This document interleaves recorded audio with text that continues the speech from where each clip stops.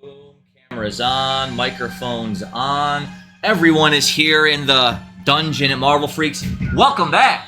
Welcome back. Woo! Welcome back to the first, I should say the second episode of StevieMillPlays covering the Zeta War.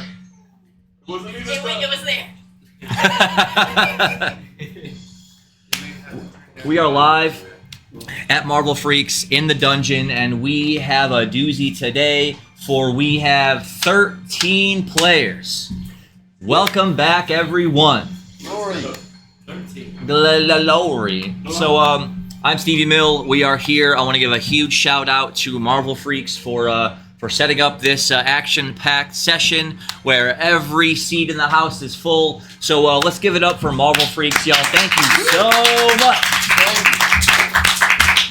Couldn't be doing this without you. Thank you so much. We really appreciate it. Our other sponsor, the Scuffle Hill Brewery. Y'all, for those of you who are 21 and older, we encourage you to come to Scuffle Hill Brewery on Sundays to do our Saga of the Darkchild campaign. Also, I'm hosting Cosmic Karaoke one Saturday a month, so please come on out and show your support. Have some adult beverages and sing some songs and roll it again, because we're giving out rave points for all those songs that you sing. Talking to you over there. I'm talking to you. I'm not sitting. So we have an awesome session lined up here. We're going to go into some details about what happened last week in the big battle against Dracordas. For those of you who were watching last week, you are already aware of what happened. But if not, you can always go back and check out the playback on Twitch. You can check out the playback on YouTube/StevieMillPlays. We have a presence there as well. And so please go and check that out at your convenience. So, first things first, let's go over the weekly schedule again so that everyone is apprised to what we have going on. Sundays, we are at Scuffle Hill doing Saga of the Darkchild. An amazing campaign there. Again, 21 and up. There is a small cover, which I definitely appreciate that for anyone who wants to come in and hang out and play.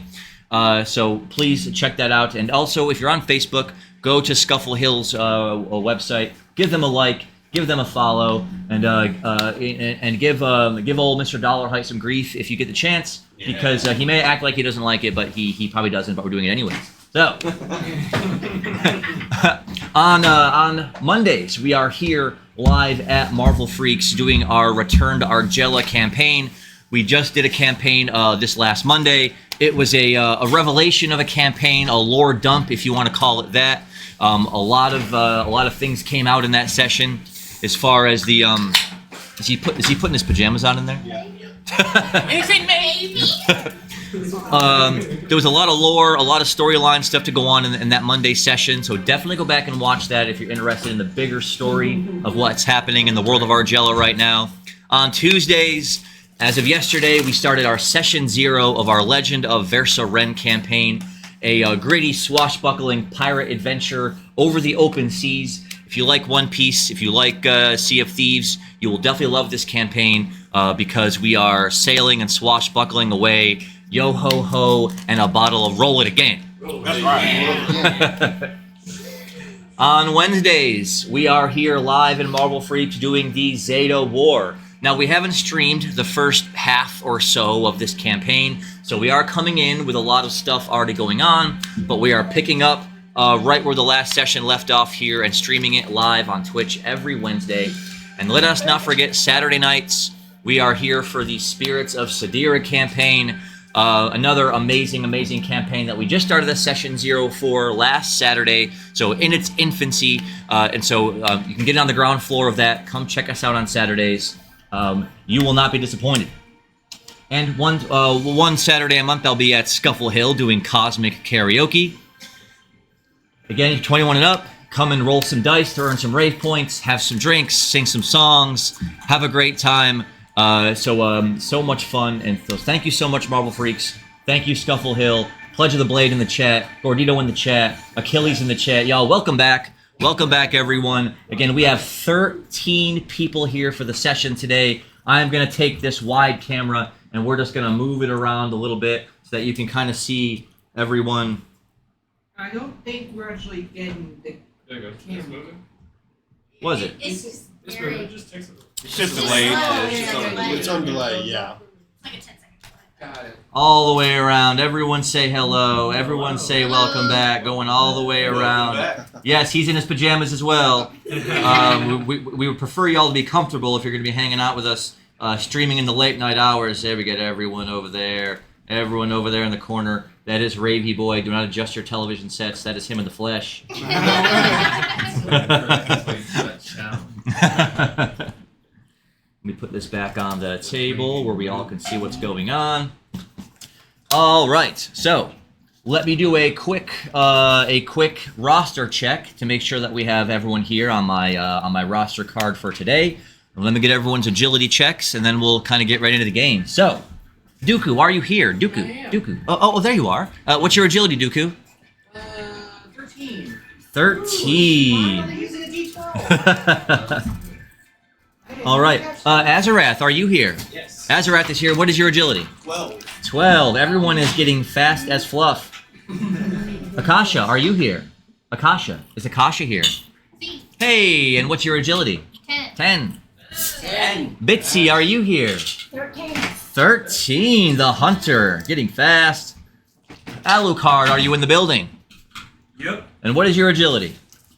Agility is 10. 10. 10. Damn. Kid Pooh, are you with us today? And what is your agility, Kid Pooh? 21. Go to Scuffle. I want black guy. Eric's, are you here today? Yes, sir. And what is your agility? 8. 8. Sophie, are you here? Here. What is your agility?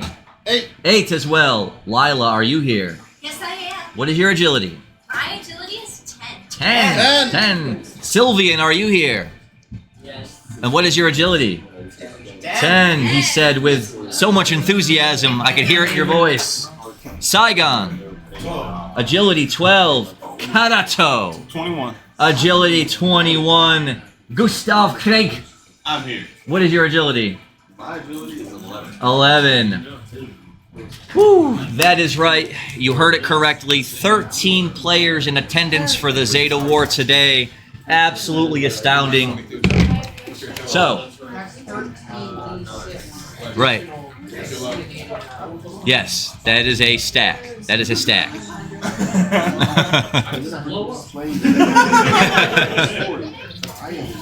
So, the Doc is in the chat. Welcome back, Doc. We have 13 players playing today for the Zeta War. Yes, you heard that right. It is our lucky number today, lucky 13.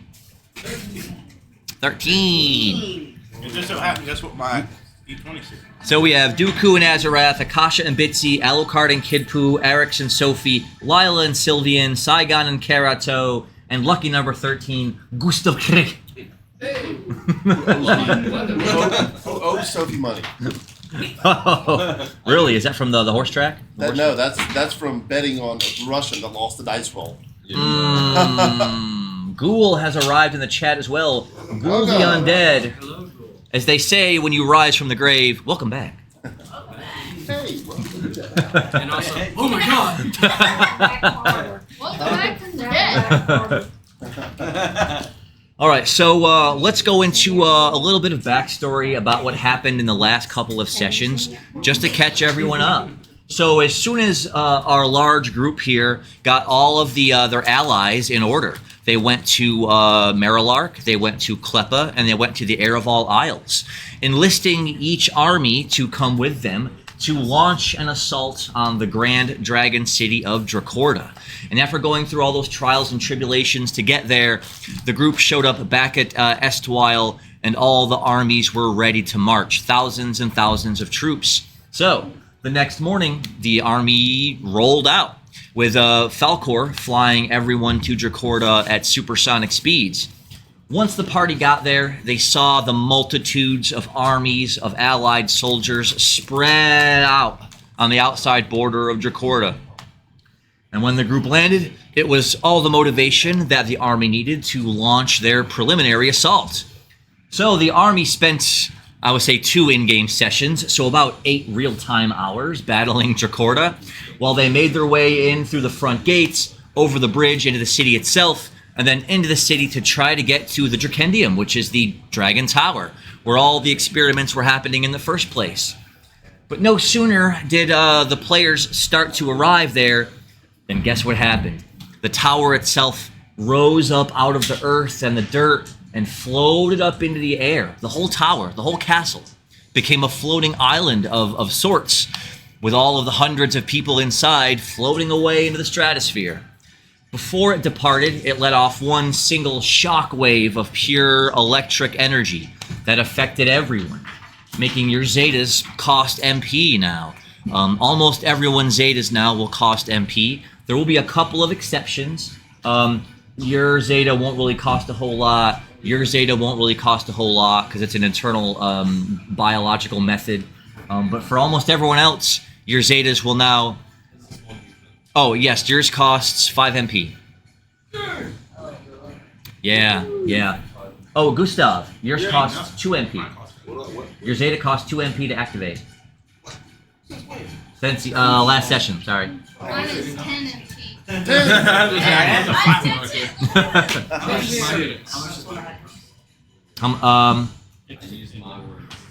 Yours is one of the rare ones that doesn't cost MP because it's against a biological function. Yeah, it doesn't cost anything. Very lucky. Very lucky. And because you can constantly heal, I'm gonna need you to be my buddy. Yeah, you're friends with Violet. That's how it works now. And me. Sounds good to me. And so a couple of different things happened about at the same time when the Dracendium uprooted from the castle grounds and started floating away like a large, impressive city, casting a huge shadow over Dracorda as it slowly floated and listed away into the sky. Some of you tried attacking the tower or using what methods you had to get up there, but the dome of energy around it seemed nigh impenetrable, and none of your conventional attacks seemed to be able to penetrate it. And others had certain moments of levity while they were watching it. Lila, our resident AI cleric, had such one of those moments while you were rushing headlong with everyone else into the battle, fighting off waves of soldiers on the outside of the city, fighting off the dragon knights on the inside of the gate. You looked up at the tower uprooting itself and floating up from the sky, and you saw some winged creatures and some flying Zetas sort of floating around it a bit. But then you saw the silhouette of something in the sky that you weren't expecting. And if you had a heart, it would have sank at the mere sight of it. As gliding about there in the sky, floating around, was something on a metallic glider, which made your memories wrench up in your synapses, your neural net, as you weren't expecting to see them here flying around. But they looked a little different. They were cloaked and covered in dark gray robes. But your scanning ability sort of zoomed them in enough to where you could definitely see that it was them. It was the goblin for sure, but you could only call them at this point the Grey Goblin. They seemed to, and why were they flying around the Dracendium? Have they allied themselves with Dracorda? Have they allied themselves with Sheravaz? You'd have no way to know as their silhouette continues flying up and away with the massive floating tower as it then disappears after a few moments from view. So, making you conflicted as far as what you're going to do about that. You'll have to find some way to catch up with them, and because you have much to discuss. So, we go now to the whole group as you guys rush up behind each other, and Bitsy and Kid Pooh were up further ahead than everyone else was. But moving into Dracorda City, the streets are relatively abandoned. There are some dead soldiers and dead Zeta people lying about here and there. Some huge, massive 20-foot-long footprints stomped here and there.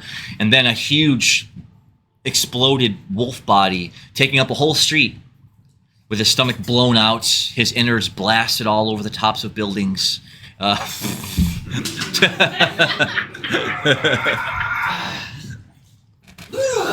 But the soldiers that were coming with you, that were your backup, are slowly matriculating through the streets as well, looking inside of buildings, having small skirmishes here and there with any local Dracorda guards. But the majority of the soldiers that had been allied with Dracorda and that had Zetas, they rushed into the tower before it flew away, effectively retreating, meaning that the city now is all but abandoned, with just a skeletal crew of people that have been left behind, stragglers, here in buildings here and there occasionally. But 99% of the city now has been abandoned and has been left empty.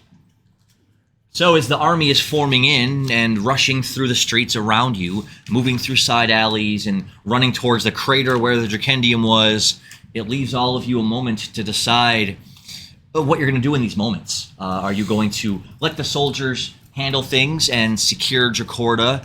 Are you going to make your way through the city as well and look for things and look for any survivors? Are you going to make your way to the crater where Bitsy and Kid Pooh are at now, looking down at its 60-foot slope down into the rock and the dirt? Now, actually, no, I'm saying it's about 200 feet. I'll say it's about 200 feet down into the rock and the dirt. This massive quarter-mile square crater where there was once a tower and it's now gone. Or will you call for Falcor to come pick you up and take you back to Estwile to report what's happened to Trevish? I will let the group collectively decide what you'd like to do. Is it magic shot? Up. We'll just start going with. All right, let us start then on this side. Let us start with Sophie. I just want to go to that wolf corpse, dip my finger in its blood somewhere, and do raid blood drain. Okay, sure. Damage. 8. An 8. So yeah, there's something about this huge. This wolf's body was like 60 feet long, lying dead in the street. You almost had to climb up on top of it to get to the huge exploded out hole in its stomach, where you can reach in, scooping up some of its innards and tasting it. Lord Zelfer, welcome back. So, Welcome back. And then I will take 2 healing herbs and pass. sure. So this does increase your max HP by 1.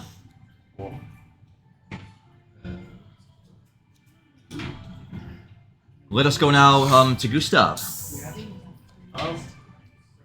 all my money last time, so I got some shopping. You need some money? Greater. Wait, what? So you need some money? You want to go investigate the crater? I'll get some money later. I don't have anything that I really need to upgrade or whatnot right now. So. Okay. That's a weird. I appreciate it. Yeah, just go to the crater. And so as you walk further up the street, seeing a building caved in and cracked here, some soldiers' bodies lying about here, you turn the corner and see Bitsy and Kid Pooh standing at the edge of the crater as you walk up next to them. And it goes down about 100 feet or so down into the earth, making a huge bowl perfectly cut and chipped out of the ground itself, where there was a tower here, and now it's simply gone. Someone stole it. It up and floated away. Can I go to treasure hunting right here and see if there's anything significant in the area? Oh, you definitely can. We'll get around you, yes, sir. And so as Bitsy was also sitting there next to Kid Pooh, and you notice that he's totally covered and caked in gore and fur and blood. You have no idea what he was doing, but as you ran up to the crater and you saw him there breathing a bit heavily, just looking down at the tower that isn't there anymore, you sort of take a moment to look at it as well. And you were watching the same as everyone else was when the tower just up and floated away. You couldn't imagine something so big being weightless, having the ability to just start flying. But you saw it with your own eyes. It was like it was unlike anything you'd ever seen before. So it's the three of you now, Gustav, Kid Pooh, and Bitsy, all standing there, sort of at a loss because of you guys had come here to storm the Dracendium and make them bring them to justice, and they escaped. They took the whole tower with them. They did. And what of that strange webbing of blue light that cascaded out from the Dracendium? You felt it pass through you, and you felt the heavy settling of your Zeta deep inside your chest as it affected your powers on a fundamental level. You feel like now it would expend so much more of your strength than it had before, as if the Dracendium imposed a limitation on your Zeta somehow. How would they have the means to do that? What incredible power they must possess. But what will you do from here? Yes, keep going. You want to move around the crater to the other edge of the city? Because the crater itself goes out a couple of blocks all the way around. And there are buildings around it, some crumbled in and fallen into the hole. Others still there, with some wide-eyed citizens here and there standing outside of their doors, just looking up at the sky where the tower floated away, at a loss for words as well. So as you're kind of doing the same thing that Gustav and Kid Pooh are doing, just trying to gather your thoughts about what happened and what to do from here, we'll go to Alucard.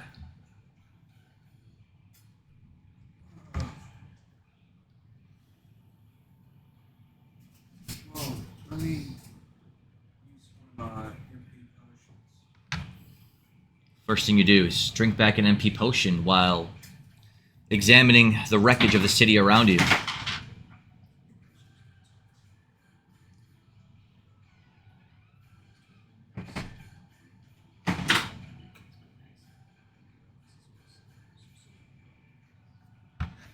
Is there...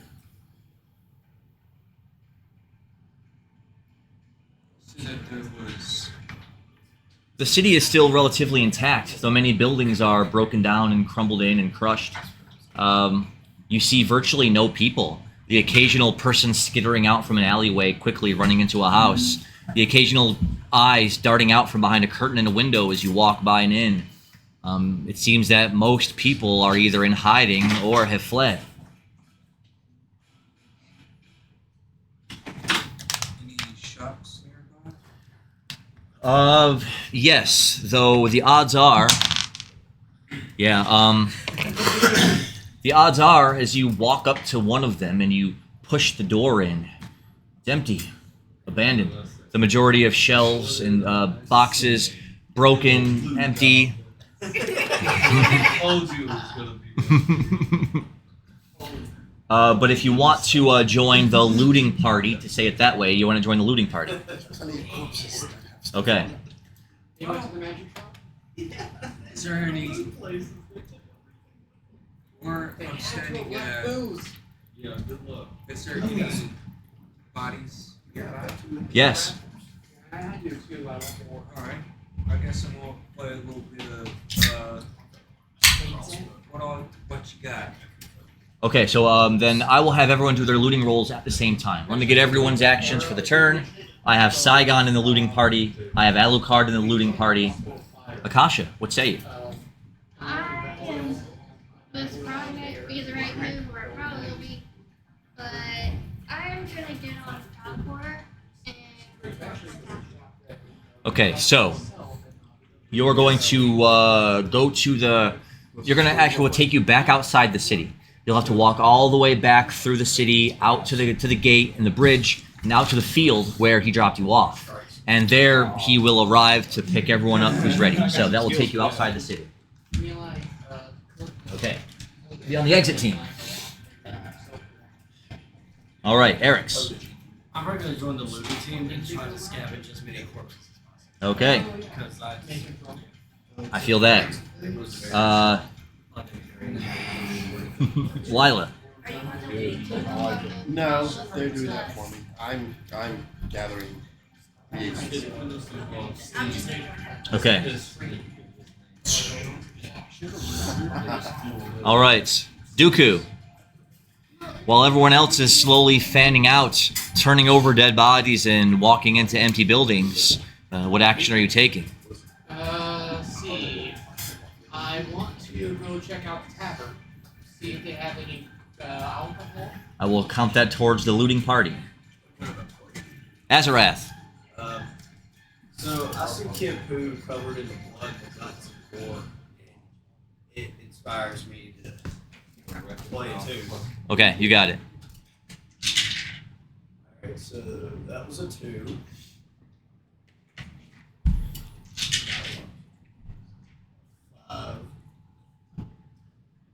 How many more of those you got? 6. Nice. Tuning up the band. 4. He needs the max number to learn a song about what he's thinking about or contemplating. You have advantage. 7. Almost. Force the advantage shard for Azarath. You have an advantage shard. So now you gotta choose one of these. Right, that's for the rest of the session. For the rest of the night, you have an advantage shard. So what does that do? It forces the advantage, so you get to roll 2 dice instead of 1. For whatever action you're taking. Whatever. But you have to clean it before you roll. So like if you use that on your last roll, you get 2 rolls for your last roll. That'd be the smart way to do it. Yeah, double chance. Just in case you hit that number before the last roll. Basically, in this, if you would use it here, it would give you 7 chances instead of 6. Yeah.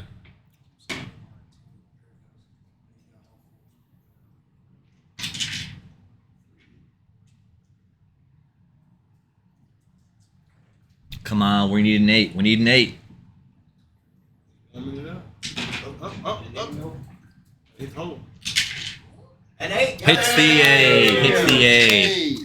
So yeah, Kid Poo was just contemplating the battle there at the crater, just thinking about how if he'd have been just a minute or 2 sooner, a little bit faster, if he hadn't have taken so long fighting that last enemy, he maybe could have made it to the Dracendium. He maybe could have made it inside. He maybe could have made a difference.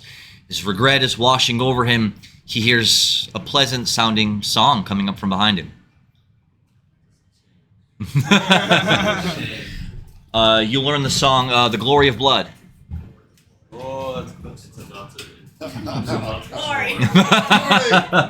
Glory. Glory of the blood is already It's a 3 MP 1d8. What does it do? So it is a battle song that gives somebody an attack boost based on how many enemies they've slain for the course of the battle. So this is one of the songs from jetpack. Tune up. Who needs tuning? Let's see, wings.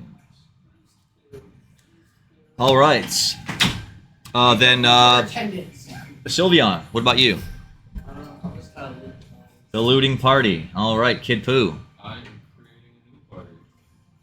Destroy the rest party. The Wreck-It Ralph party. So you want to look for any more hostiles in the city I've and already seen people. You said there's people looking up that are still there, that are just in awe. So Yes. They're just like Some people joined that party. Those are civilians. That's fine. they would, if Dracorda were to come back, I bet you these people would fall right back under the line of said people. So therefore, they're enemies. That's order. all right. Yeah. So you want to pacify For the... sure, I'm with that party. Lila, Sophie, and Gustav are in the slaughter party. Okay. Good part of the city. I want to join that. This is Dracorda City. Sylveon? This is the enemy city. So It is a sack, so that's part of it. Milo needs to get all the clues she can about this. No, Stevie was flexing. Stop flexing. You know, because you're gonna have to figure out a way to make These it are great look enemies now. fine. Because with the amount of people we're killing, you're gonna have to actually, like, you know, Don't tell me we're going to be... we're gonna need three to try shooters. this. Do you think we could possibly like interrogate them before we kill them? Would they know it? You guys probably have some over there. All right, Saigon. Oh, you're part of the loot party. And Karato. Can I dash forward to Attack team. Yeah. Okay. him? Be line up beside him. So yeah, you come floating along, landing next to Kid Poo while he's standing there, his fist clenched, a frustrated look on his face. He's just like, So if he doesn't do it, I didn't make it. They got away. Just village murder. Like, Who angry. And I just look out. Just look at the first one. Yeah, so looking across the crater, you see over there some people intermixed amongst the buildings. And so you notice that he's looking over there, and you can tell by the look on his face that he means business. I will lodge in mark. No, that's not one. Okay? I'm gonna cock back 2 MP potions while he's doing there. So 4 just need +2. Mm-hmm. And then 13 for the werewolf. Huh? 13 for the werewolf. Oh, +1 your max HP. Oh, that's what I Yeah, got? yeah. Okay, and okay. then I'll Oh, key and then I would. efficiency.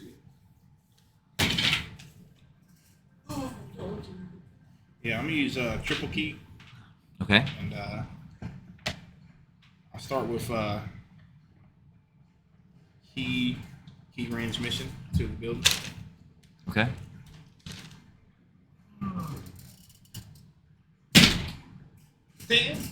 And And then Okay, so that was key efficiency. okay, that'll make your moves like 20% less. did that put me in the building?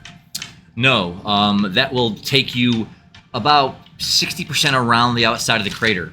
All right. So for my second one, I'll do it again. Key Okay. transmission. You got it. And how would that doesn't Yeah, affect, Ben. 9. does that affect X spells too, really? Yes. Yeah. Oh, since I key transmission, I wouldn't have to go around it, right? Because I just. It wasn't. If you did that, you'd end up down at the bottom of the crater Oh, okay. because it wasn't. 10 wasn't enough to get you all the way across. Okay. Second one was 9. All right, then that will, mark this ass back a little bit. As you disappear, reappear again. You do notice that it's a handful of soldiers, what look like some villagers, and some other people over there. They maybe had been bunkered down in one of the buildings, and after the city floated away, they were all kind of coming out, just wide-eyed, looking around. And then I will for 10 times attack with that. Damn. Just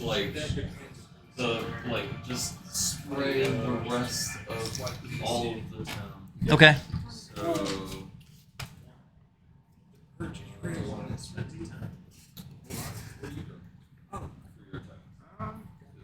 simultaneously attack.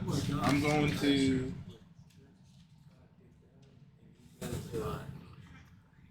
I'll keep eating. We're going to keep eating. No, but it's all the MP that I had. To do what? Keeping. I Okay. had 8 MP left.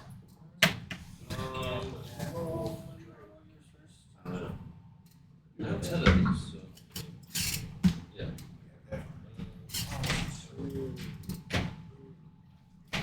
Decablast and a key beam at the same time. As he teleported himself to within about 30 or 40 feet of where these villagers and soldiers had come out of a building. Kid Pooh just putting both hands up like this, aiming way up and out. He's going to fire a Decablast across the crater to hit the buildings. 2, 4, 6, 8, 10. I went down to 4 HP and then 22 healing and 2 MP potions. What do I do to Present decide guy? It's a 1d6. high something or the other? 1 to 3 is HP, 4 to 6 is MP. Got an 11 on my key beam. Yeah, +1 to max HP. 11 on my key beam. All right. He's over here Decablasting. Decablasting.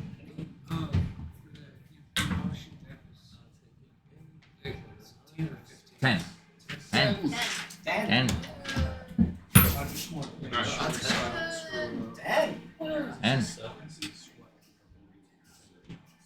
These people are beyond toast. Good. I'm gonna you're so toast, you're gonna have to grab butter from the tavern. Oh no. It's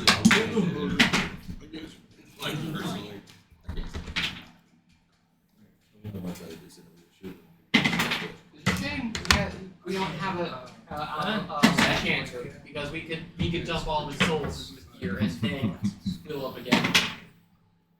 Super Saiyan 2 enhanced that 11 day. I'm moving out the top. It'll be increased. At the distance you are, though, they'll still get to roll a small evasion. Wearing like basketball shirt.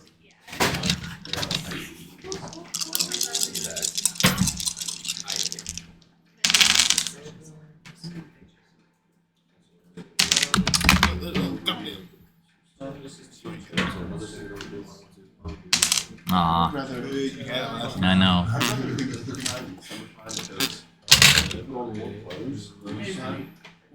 have an idea for a personal mission Oh. to do right now. Oh. I want to go back to a previous town and check it for vampires. Because there's that one town where that one guy got infected. That is not really close to Dracorda. I know, but when we get back and report it and to get a full with breed, I want to. Falcor can take you there. Yeah. Okay. So is that a mission I have to do? Yes. What'd you get? This 10 is a 15 because it's a double 10. Mm. 10, 8, 8, 8, 8, 7, 7, 7, and a 3. All right. So as everyone else is slowly trickling their way up to the crater, they see yellow beams of energy flying over the crater. And then you hear the and the circular balls of explosions rocking at the other side of the city. At the same time, you were on ground level, just boom! Fired a long, straight blue and white key blast straight at the buildings, carving and etching a long groove in it before exploding violently.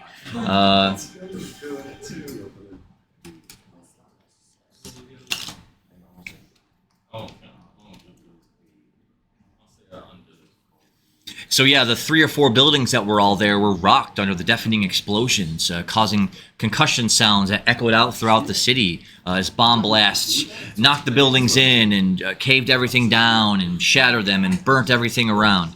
The key blast scorching through the walls, crumbling them down, hitting people and stone alike. As soon as the dust and the smoke and the rubble clears, there's nothing there but ash and rubble instead. Blue sacks. Now I start to walk back towards all the other. All right, so the looting team. That is Dooku, Alucard, Eric's, and Saigon. Does anyone else want to join the looting team amongst Azarath or Bitsy? Do either of you want to join the looting team? No? Okay, looting team. Anything really? You can follow me. I'm already here. You're ready to something. I'm gonna follow wherever it takes me. Treasure hunt right here. We got it. You would probably, if you want to treasure, he would be the one to find it. Yeah, you follow what's right here. It takes us straight. So then if that's Dooku, Azarath, Alucard, Eric's, and Saigon all on the looting team, all of you roll a d6 looting roll. Can I specifically go for the town? Yes. I got a 2. Deuce. I don't ask D6. I got a 3. 3, 2. 2, 4.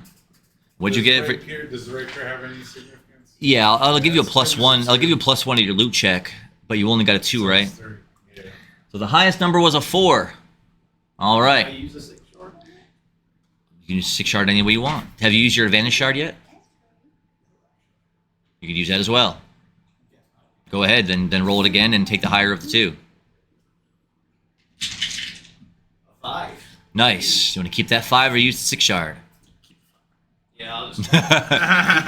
And so the city is quiet and somber, a bit depressive as you're walking inside an empty building just to see all the barrels and boxes shattered, the beds overturned, bodies lying about. You go into the next building and it's very similar. Anything of any value is taken off the shelves. The furnace is smashed in, the bed's broken, the door's torn down. With the exception, we'll do Azarath first because you hit a 5. So you were walking by a building and you saw a glint of something shiny inside the window. turn back and look in, and sure enough, as you look inside the window, it's a cello.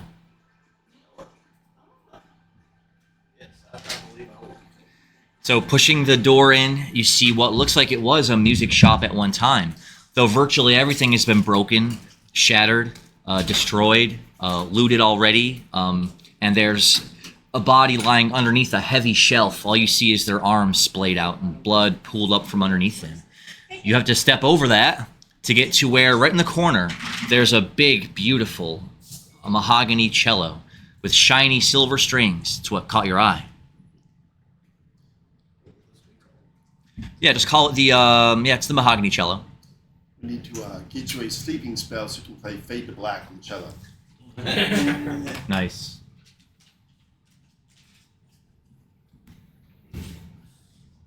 All right, so who got a 4 on that loot roll? Who got a 3 on the loot roll? 3 and a 3. So the two of you were walking along sort of side by side when your rapier, you had it held out in front of you, like a dowsing rod. And then all of a sudden it started to whoom, whoom, whoom, whoom, kind of do this thing where it was kind of pointing you off in a direction. Sure enough, it takes you over to what was a blacksmith shop at one time. The door blown apart. Actually, there's a huge broken spot where the door used to be in the wall, as if a huge explosion had hit it. Looking inside, sure enough, if the Kleppa Navy had fired an artillery shell and it landed at the wall of the building, it blew everything away inside. A huge shattered explosion charring everything inside. You see hands and shoes and bits of bone and blood everywhere on the walls. No bars, is silver or gold for forging? Well, that's as your rapier is sort of taking you through. It's it sort of churns your stomach at first to think that the shell hit the wall and exploded in so violently that it incinerated everyone inside. But as you look, the counter has a huge chunk blown out of it. And as you point over and with the rapier and look behind it, sure enough, there was a lockbox back there that's slammed against the wall and broken all over the ground. What is it indeed? 300 mil and... 300 mil and... a diamond chisel.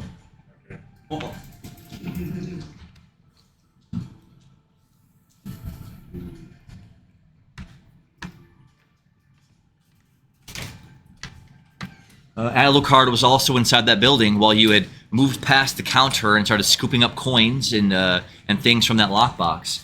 Alucard notices a single hand burnt and charred. It got whoever it belonged to was exploded, incinerated instantly from the shell explosion, and their hand had slammed into the wall so hard it was imprinted into the wall. So you had to reach over and sort of peel it out of the wall to notice that there's a ring sitting on the finger. A strange way to give a proposal, but okay. No, it's a jet black ring. Is it jet black because of ash or just made that way? It's made that way. And who got a 2 on their loot rolls? You guys. Well, you were going into a tavern and you passed by one and another one that were completely destroyed. The walls caved in, the ceiling caved in, smoke rising from the wreckage inside with nothing but charred ash and burnt wood from the first 2. But as you arrive at the third one, it's a smaller little pub down in an alleyway, relatively undamaged. You push the door open and look in to see no one inside, but the place looks relatively undamaged.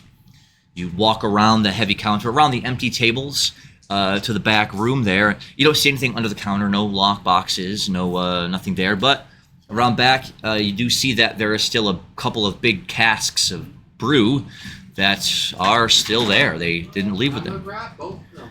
All right. Used to make Molotovs.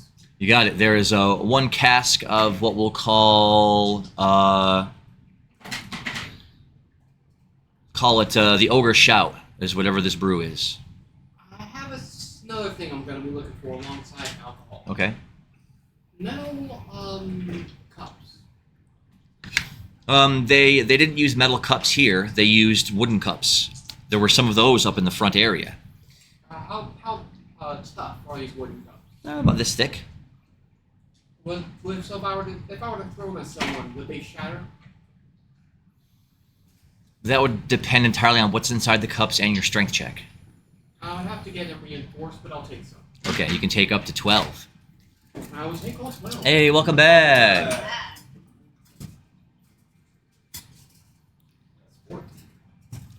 And yeah, one cask of Ogre's Shout, and another one of, and the label on it just says Purple Dragon, whatever that means. Ah, well, thank you.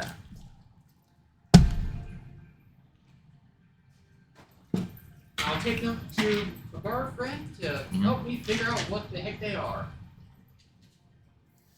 All right, you got it. And for Eric's, as he went inside that tavern, you picked up the scent of something else around.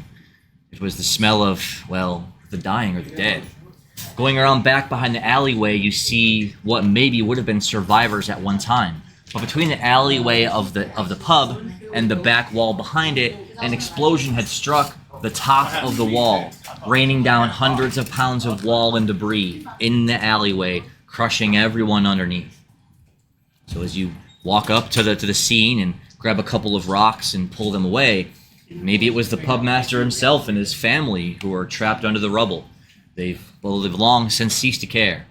But the tavern master did have his possessions on him. So if you went through his pockets, you would find 100 mil.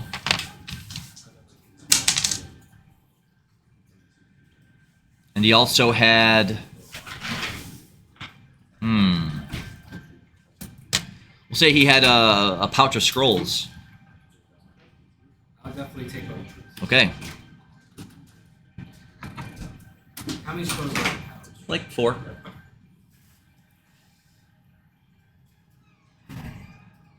Hey, you got an emote. There should be some awesome emotes in the chat, for real. One's popped up. So sad to see such a perfect family Indeed. Oh well. dead. Money's money. Tis. Well, they won't be using it. So, Might as well something I take like to do when we get to small. Sure, but you guys were part of the attack team. Yep. So, they had blown up those areas of buildings over there, so let me move up. Sylvian. This is you, right, Sylvian? If it just have a bow on it, Yes. that's me. It's you. So which one is Sylvian? Oh, you're this one. You're this one? Yeah. Okay. Sylvian in the attack team. We also have Gustav in the attack team. We have Karato in the attack team, so I'll put him here. We have Kid Poo in the attack team. Bitsy was back behind. We have Sophie and Lila in the attack team. And Azarath was in the loot team. Yeah, because they had run on ahead. They had seen some survivors on the other side of the crater, and they ran ahead to slay them. And so you could go with them if you'd like, or go back with the looting party, or go anywhere else. I was going to go ahead. Okay, that'll put you with the attack team.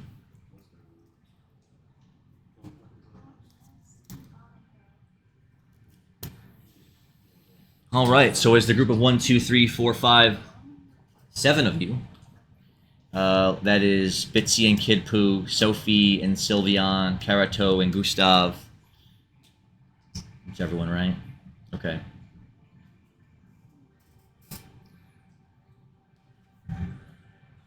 Okay, 1, 2, 3, 4, 5, 6. 2, 3, 4, 5, 6, 7. Make sure I have everyone here.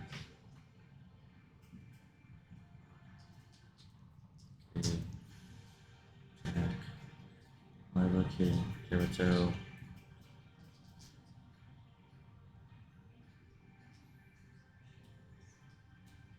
Six, missing 1. Stuff.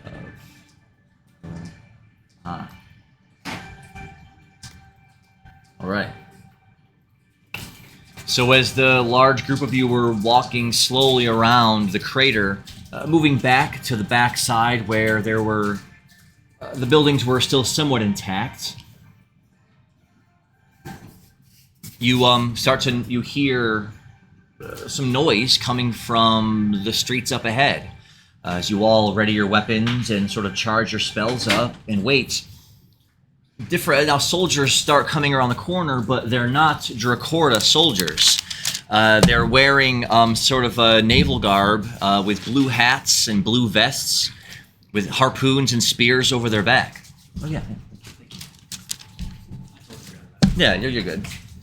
They see you when they come rushing up, and they're like, "Oh, there you are. You must be with the attack force. We're from the Klepper fleet. As soon as we saw the city float away, we charged up the mountain and infiltrated the city from the north. It's like, our artillery had no effect on the floating tower as it drifted away. What sort of energy was that? Our shells had no effect. But we decided to come in and sweep through the city and help in any way we can. Some of the ships have already taken off back towards Klepper, but we're here to help if need be." And so, yeah, it's like 15 or 20 soldiers just in this street itself. From the Klepper fleet that have all rushed up to meet you there.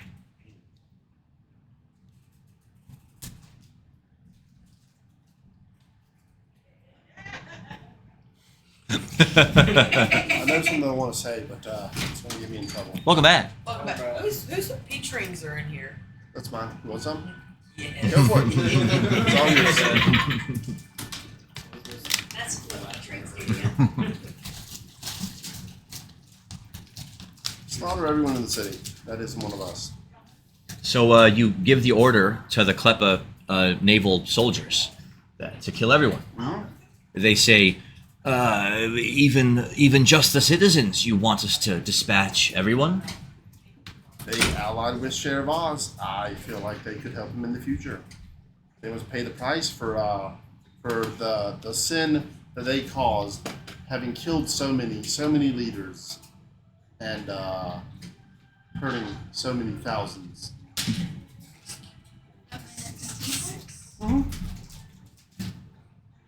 All right. So as you give the order for the Klepper soldiers to show no mercy and slay any sympathizers here in Dracorda that they may find, they exchange worried looks amongst each other and then just say, "Well, if it is the will of Trevish, we will see it through." And they disperse, going back through the streets. Yes, Huxialis, thank you so much for that. The map does look amazing. I know it's got some glare on it, but it is incredible. And Pledge of the Blade, gifting a tier 1 sub to Huxialis. Everyone gets a rave point for that. Let's go. Yeah. Everyone got a rave point.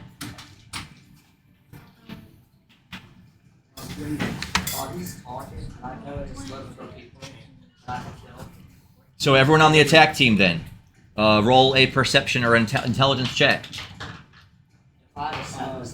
Yes. 12.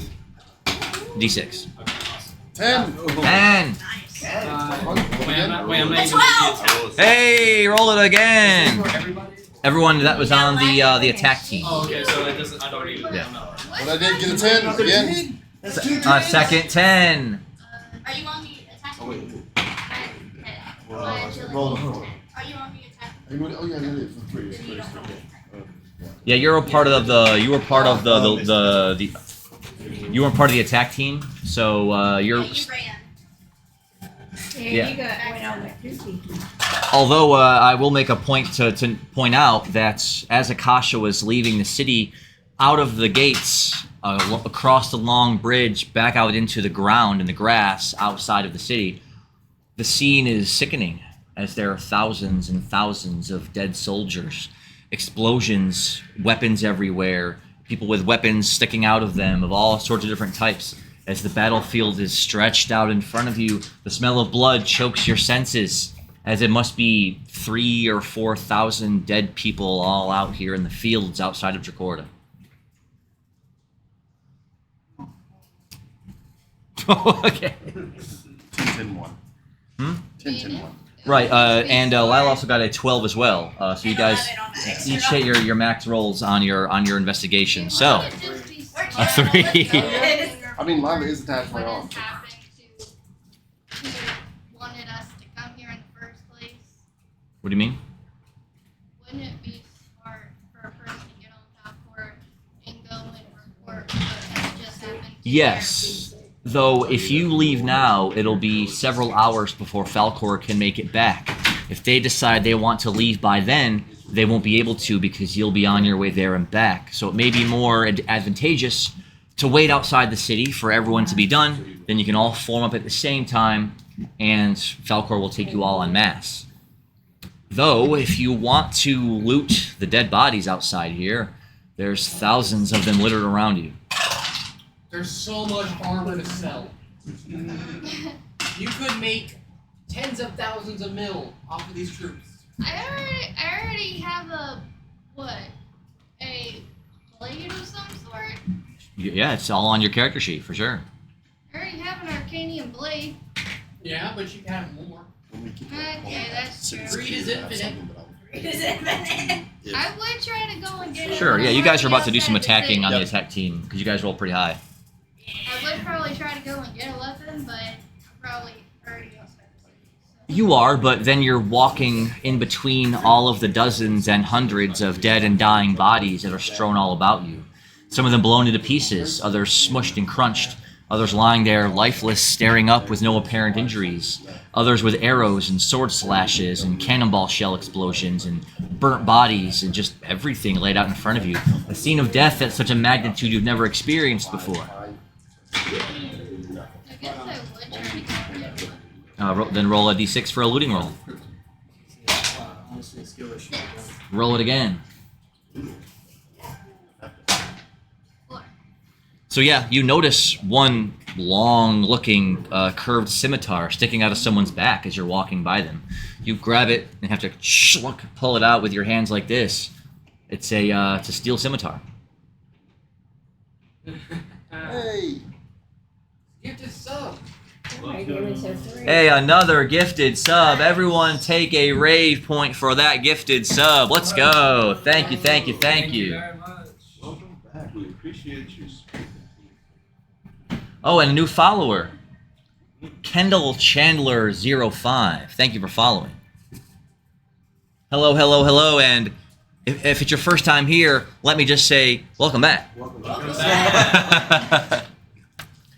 We are playing in a Zeta War campaign today at Marvel Freaks. We have 13 players in the room today. If you've ever seen a D&D party that big, I would say glory.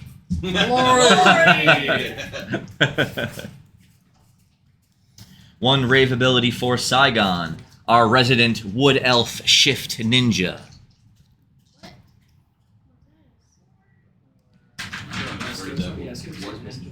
A shift ninja. Oh, it's like a very. So similar to a portal mage, except for he moves his own body personally by shifting. Well, there's an F in there. There's an F in there, y'all. That's why I do. That would be a pretty fun class, though. So misheard lyric. Achilles with the 1,000-bit cheer, y'all. Let's give it up. Everyone, please roll a D20 experience for that cheer right there. Let's go. How much experience? D20. Oh my god. Let's do it on the thing. D20 experience. Oh, I have your sheet. Sorry. Yep. 17. I have to stop. Don't do that again. 2. So it was a D20 experience? Yes. Oh, I got 18.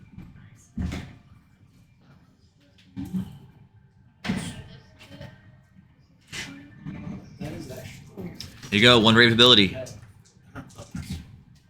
The D20. How many more points do I need for the next one? You'll have to confer with Brian's sheets because he has 70. It's It's a little challenging to tell between these two. The next one is 84. So 14. 14. 14. And again. Pledge of the Blade with 1,000-bit cheer. Everyone roll another D20 experience. And 19. Woo! go! Someone battle a die. Someone battle. What do you got? Whoa, it's spun around like crazy. That is a level 2 hype train. Guys, the hype is real in the Zeta War. We have about 4 minutes and 27 seconds left of that hype train. Y'all, if you have any bits to cheer, if you have any mill you want to spend in the chat, now is the time. Nobunaga says the die has been cast. So, So we have to roll another. That's a Julius Caesar quote. there's a game called Samurai Warriors 2. That it's like Dynasty Warriors, but it's Japanese Sengoku period, right? And there's a Monopoly-style mini game inside that game. Nice. And every time Nobunaga Oda takes his turn, the Demon King, he's like, the die has been cast. So Is that the what Latin is Nobunaga's ambition? Yeah, that Nobunaga. Latin Yep, that is Nobunaga. Ita Ella Est. The die has been cast. He actually is reported to have said that when he crossed the Rubicon. Meaning he was gambling his life and his future Nice. with a single legion that he crossed the Rubicon with. The 13th, in fact. Let's go. I love it. So 2d20 is what you get from the bits to roll for experience. I got 11. So Give you 18 altogether. We have 200 more bits of a cheer. Thank you, thank you, thank you, thank you. Thank you so much. Everyone go ahead and roll 2d8 experience. Let's see right here. It looked like I got 20.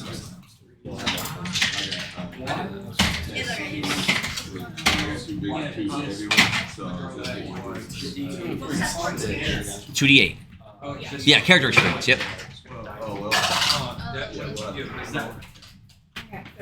Leave it. I got a Like diamond. Yeah, I know. and it's 6. I gotta reroll this. So I got a total of 9. You got it. Because one's a 3 and the other one's a 6. You got it. You need to roll. Hey, roll your next one. See if I can balance 8. And 8. Yeah. Yeah, 2d8s. Yeah, I wrote it. Yeah, I wrote that. We got 8. Roll it again. It was an 8. It was out. So bounced off of it, right? Yeah, So I mean, you could have taken that out. So close, so close. So That's true, yeah. I did not take it out, so it did not. Okay. Well, I still got the That's 8 still 9. that I could reroll.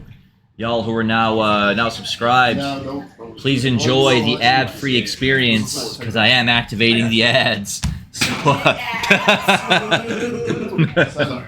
So while the ad is playing, y'all, I want to thank y'all again. Well, the hype train has about 1 minute and 40 seconds left, but the ad is about 1 minute long. So for those of you who are not subscribed, you're not seeing us. You're seeing Burger King commercials, or maybe for some Tide Pods, or maybe for the Rings of Power show that's coming out, or next season's coming out, and y'all hyped for it.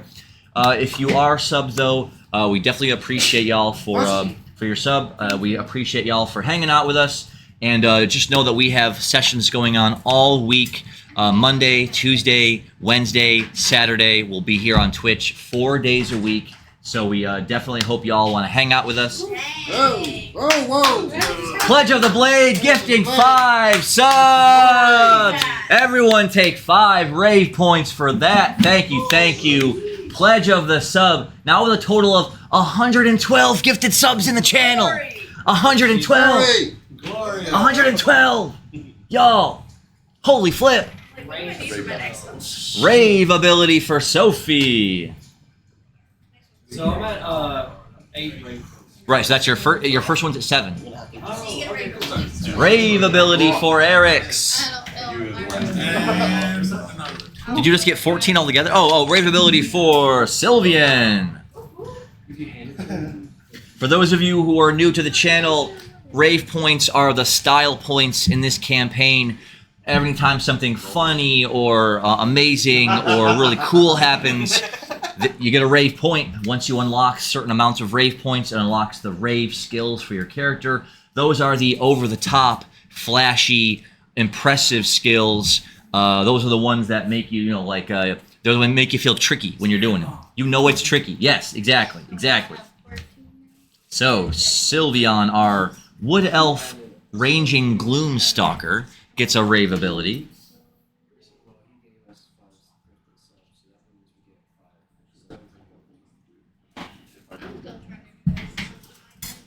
It's okay. I struggle with math. All right, one rave ability, Rave Stock, 5 MP, 1d10. When you lock on to an enemy for battle, you can activate Rave Stock, and you won't lose track of them for a certain amount of turns, no matter where they go. Here you go. Rave ability for Eric's, our Kobold Rogue.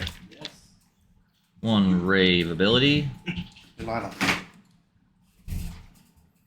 So you already have that, but you don't have this. I might have messed up with my rave points because I know I was like, I don't think I was keeping up. Your rave ability, Rave Mugging, 4 MP, 1d10, allows you to brutally assault an enemy while at the same time trying to take an item. That sounds good to me. It's style. Just add a little bit of insult to injury by just stealing a few coins off them as I stab them. Exactly. I need an escort to like the capital or the castle, whatever that is, if there's anyone map, because I can drink blood and gain memories if they died recently. That would give us a lot of information. Another gifted sub. Thank you. Everyone take another rave point for that. I will put Sophie at 60 over here. There's actually been a bunch of them. There's been 6, 7, 8. There's been 8. And 2d20 experience and 2d8? Yes. Yeah, because there's 8 gifted subs in the last few minutes. So that puts me at another another rave ability for Karato, our resident superhuman Saiyan is his species and class. As if he needed more powerful abilities.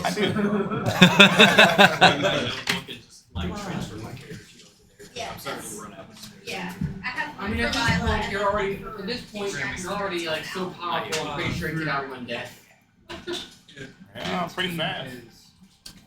Plus, 7 is for your first one, 15 is for your second one, and then 24 is for your next one. I need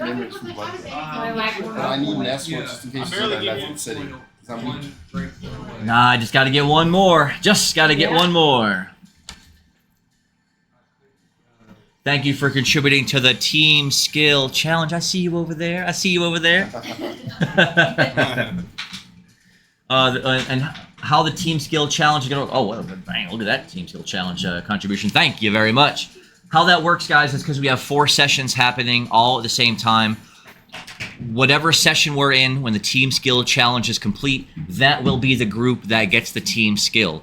I know the Monday group has been spoiled on getting all of the Team Skills up to this point, but now it's whatever day it happens to fall on, that will be the one that's unlocked for all of you. So will it be Tuesday? Will it be Wednesday? Will it be Saturday? Will it be Monday? We'll find out next time. Y'all, the hype train is at level 4. I thought the hype train had ended, but we're at a level 4 hype train right now, y'all. That is amazing. We're all going to get some custom emotes at the end of that, too. And so be on the lookout for that when the hype train is over. Take a look in your chat window to see what cool new emotes you get that you can drop into the chat. And they give out some pretty awesome ones, too. Let's see. We've got some cool ones like that. We've got this cool-looking guy. I'm not sure what he is, but he's cool-looking. We've got... Is that... Oh, it's fireworks, I think, but it looks like corn. We're just going to go ahead and put that in there. It just click Got a couple things that look like Eevee with antlers. Got a couple Squirtles. Got the Squirtle Squad. So,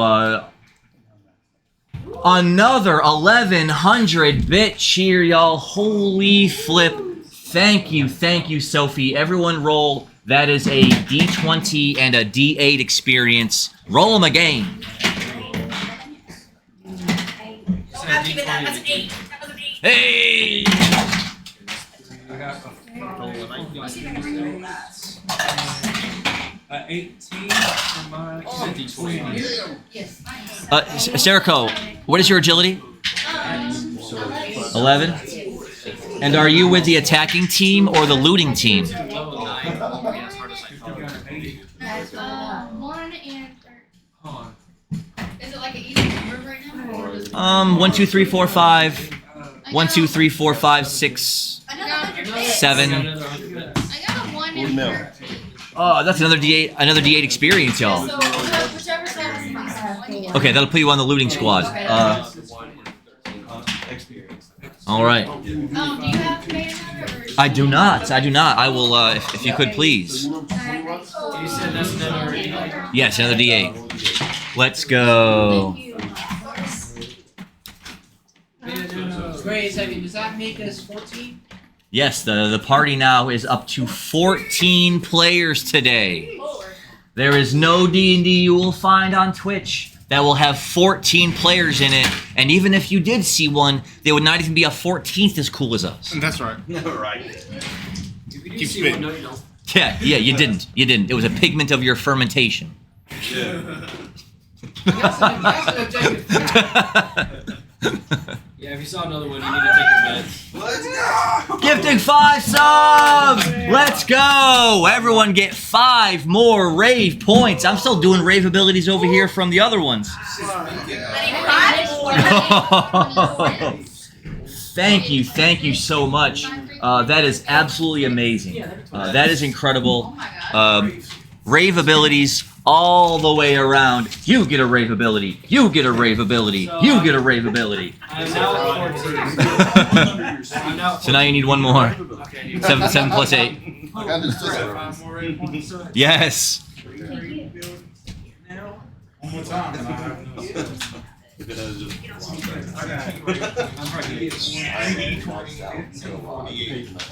I ain't rolled my experience yet. I was waiting for you.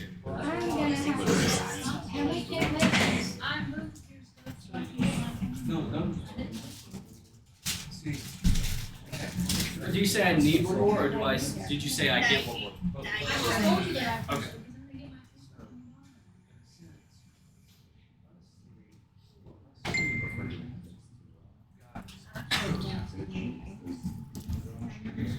All right, I am giving Karato the Raving All-Out Attack. That is a 20 MP, 3d12, 2d12 attack. So, the 3d12 is your enemies, and the 2d12 is how much damage you take. Oh, that's cool.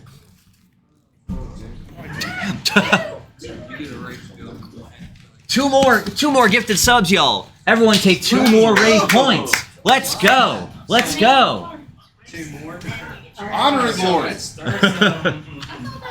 Okay, yeah.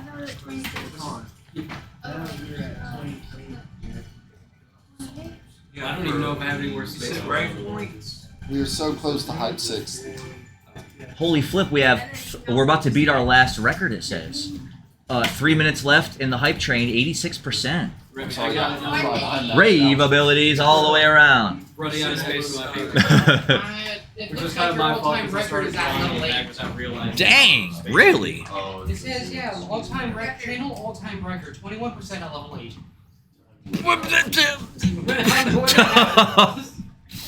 Wow.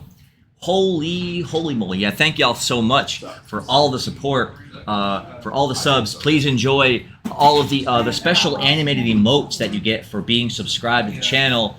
I just went and picked a bunch of different random... Whoa. Belay my last.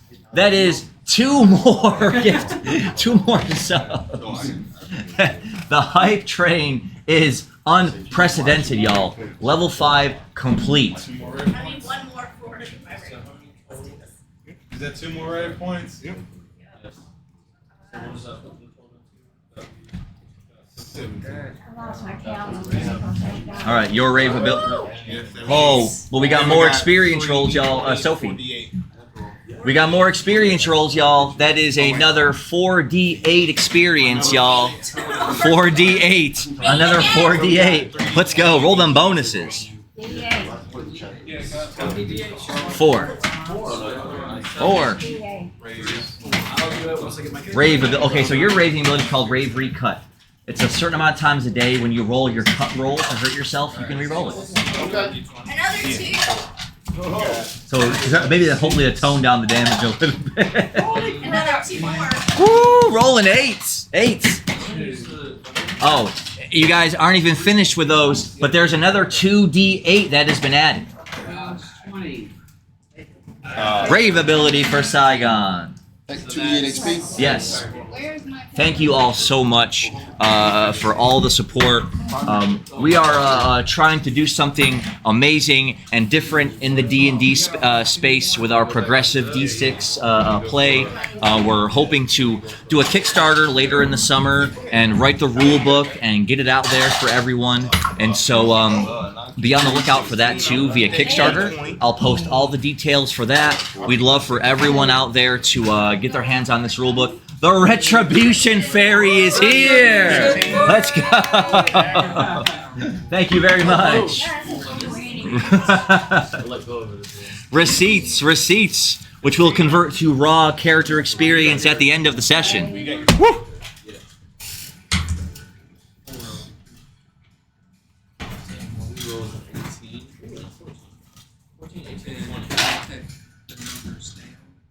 That's from Gustav, but his card's having problems. So Another cheer, y'all. What is going on? Another D20 experience, y'all. Another D20 experience. Another D20.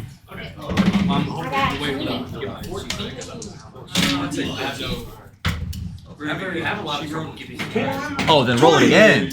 We got 20s popping up all over the board. Oh, yours. It doesn't matter. Yes. Yeah, you can roll it again. And then how many? We got 8 of those. If it isn't a 20, it doesn't really count as a bonus. But you still get the attempt. No. No, I brought a couple. I didn't know if y'all had any left from. You want to call it? You want to call it? I appreciate it. Oh, I got one here. Y'all, amazing. On the first. 8. Yeah, so add all those numbers up together. And add that to your character experience. Yep, you got it. You ready for it?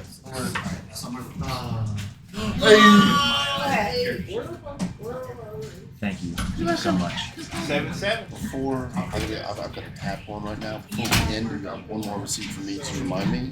Yeah. Of course. I just run the tap so I don't get multiple charges. Yes. Before you give out points, remind me to go get the tap. Okay. Thanks,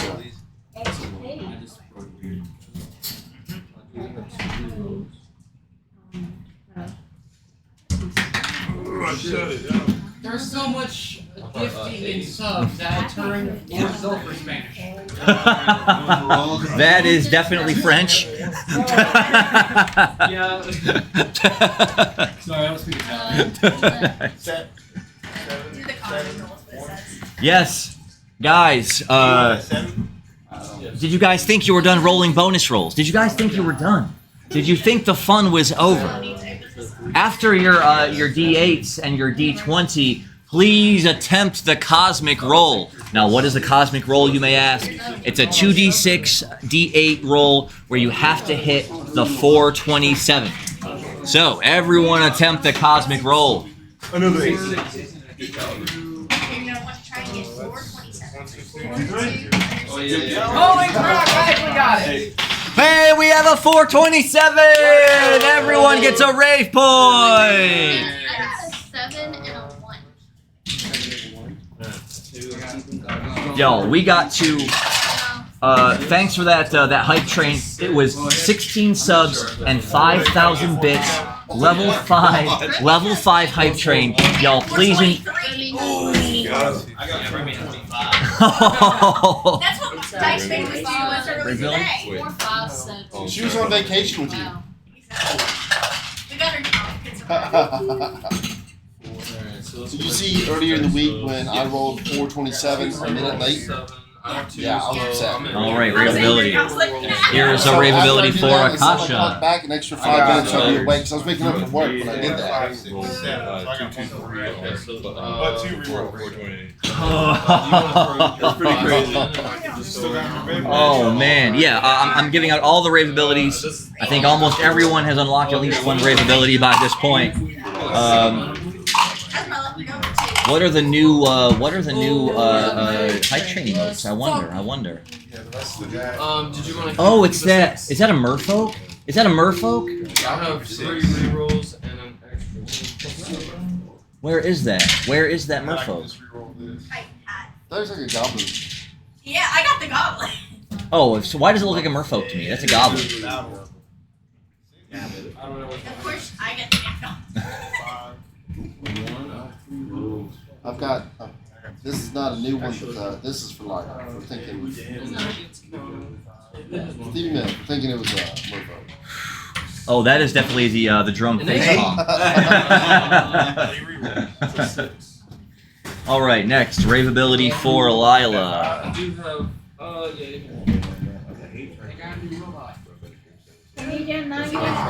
No, I have a stack over here that I need to update because everyone gained all those rave abilities all at the same time. Thank y'all so much for all of those contributions. Holy flip, that was incredible. That was incredible, y'all. Second 8. Ooh, I love that Sonic. I'm a retro gamer, really by trade too, and so the Sonic and the Marios are some of my favorites. Animated emotes. Oh, it's, dude, I know. The Sonic movies have all been really good. He's gonna need to. I got this Fates Racer that allows me to do rerolls on bonuses. You're gonna go ahead and rip it? Yeah. But it only works if you get something or Talking about yours. otherwise you don't get emotes. And I don't worry about it. Oh yeah, you don't get emotes unless you contribute. Oh wow, okay, I did not know that either. We're learning today. Yeah, I had been waiting. Although I watch all the streams, I'm like, Yeah, where are my I emotes? could do it throughout the week, or I could do it on the game session that I'm here for. Yeah, because I've been like, but I'm like, where's my emotes? And I didn't know anything. Ah, I see, I see. But if you're subscribed, you still have all these awesome. Just drop a couple more examples in here of the awesome ones that we have. Also, I get paid at 3 a.m. tonight, so I can. 3 a.m. You're gonna be awake at 3 a.m. Oh yeah, I'll be Sheesh. No, night shifting it up. Oh boy, 3 a.m. Oh boy, 3 a.m.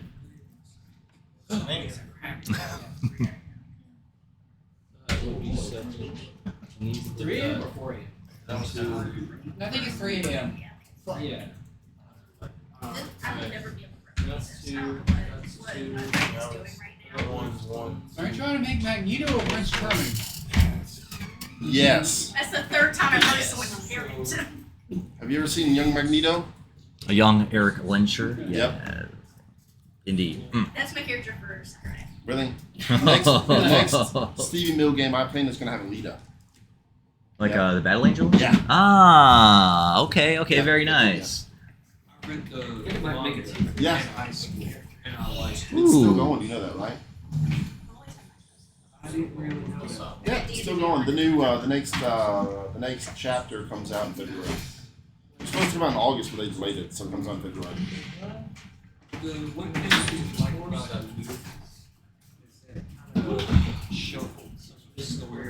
Yeah, but it was minimal, and I understand because movies have a limited budget and limited time. When you're doing the manga, you have a lot. You can do a lot more with a lot less. All right, rave ability for Lila. It's the opposite of Digi Repel. It's Rave Attract. 5 MP 1d10 will draw enemies to your location. Right. Gustav Krieg. 1 rave ability. Right. Third one. 24. They didn't really do the, Yeah, So it goes 7 like right? So that's rollerball first one. And then plus 1. All right, Gustav. I'll give him his rave ability. Make it sure when I call it out. Saigon is next.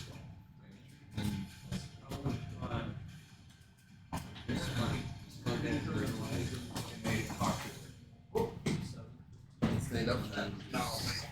That would be a poor decision. Yeah, you don't need.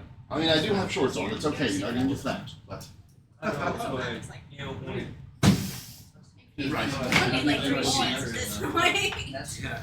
Rave ability for Saigon. This move is called Rave Seppuku. What does it do?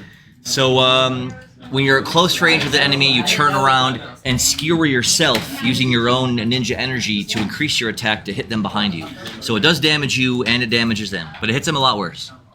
But you got to run yourself through. It's seppuku. What comes out with 130 Rave ability for RX. 132, 150, 169, 189, 210. No, I have 330. Oh, you got up to 330? Oh, he's got past that. Yeah, he's got a big target. Mine only goes I'm up pretty to. sure you just become the rave god once you get What do you past mean? 330. So it's funny you mentioned I got that. another rave skill. It's funny you mentioned that.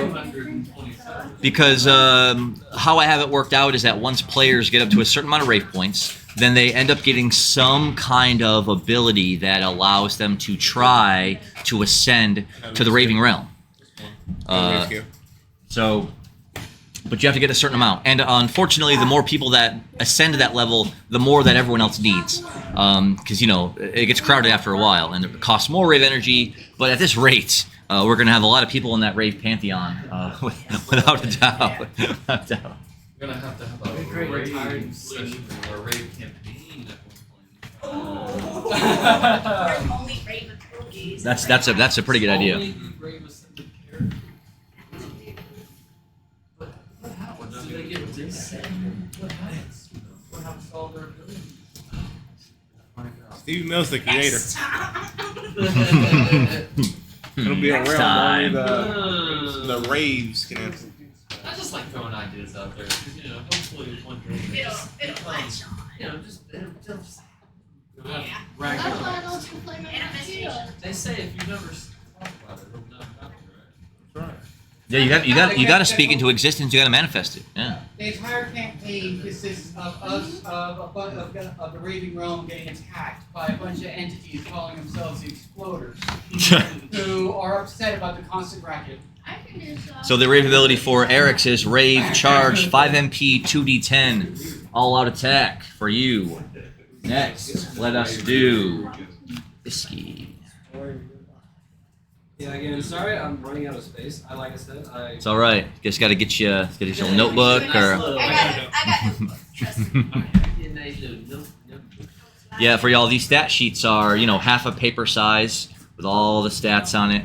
The back ends up becoming full of abilities and items after a while, and then, you know, then you kind of have to migrate to something else at that point. I'm thinking about that point actually. I don't have enough room for level 11. Yeah, I agree. I agree. That's the only thing that I would leave. I'm like, I don't even have all the loudest items on here.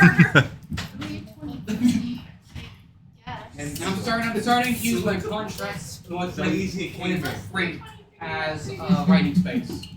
And when you have to resort to using legal documents as for your notes, it becomes a problem. Not like you gotta do it like this. Oh, that's what Kid Pooh writes.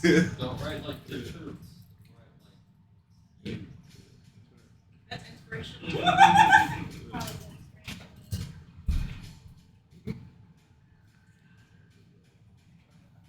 Yeah. Oh, and then I'm going in the book. We have become the Raveaholics. What a name.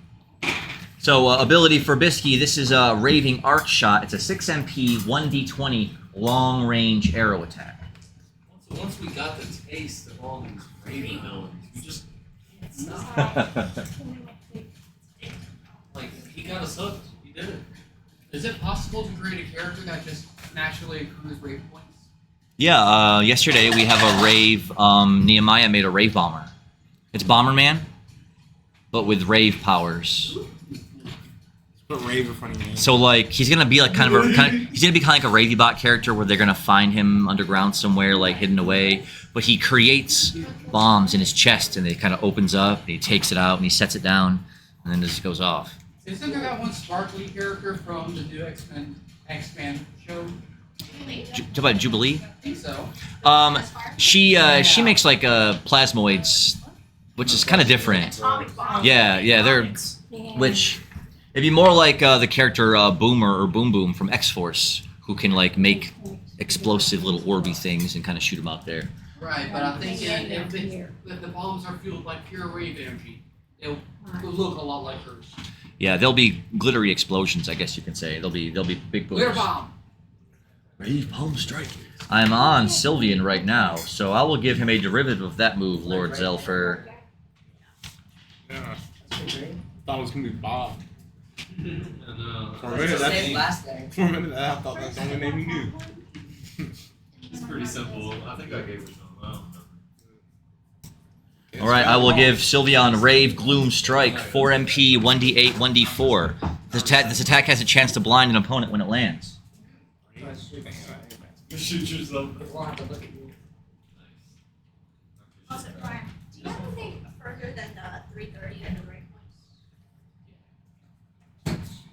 It probably goes like to 600. I go up to 8. Yeah, I knew it was up there. Somebody's gonna get there one day. I know, and then like the old days, is it? No, I know. I had to grind and grind. I know. The best of the chance, sir. I ain't done that in like a week or two. We have a Facebook chat and a Discord that they can drop emotes into a couple times a day to earn rave points that way too. So there's lots and lots of ways to accumulate rave points. Lots and lots of ways to buff up your rave abilities. Rave Palm Strike.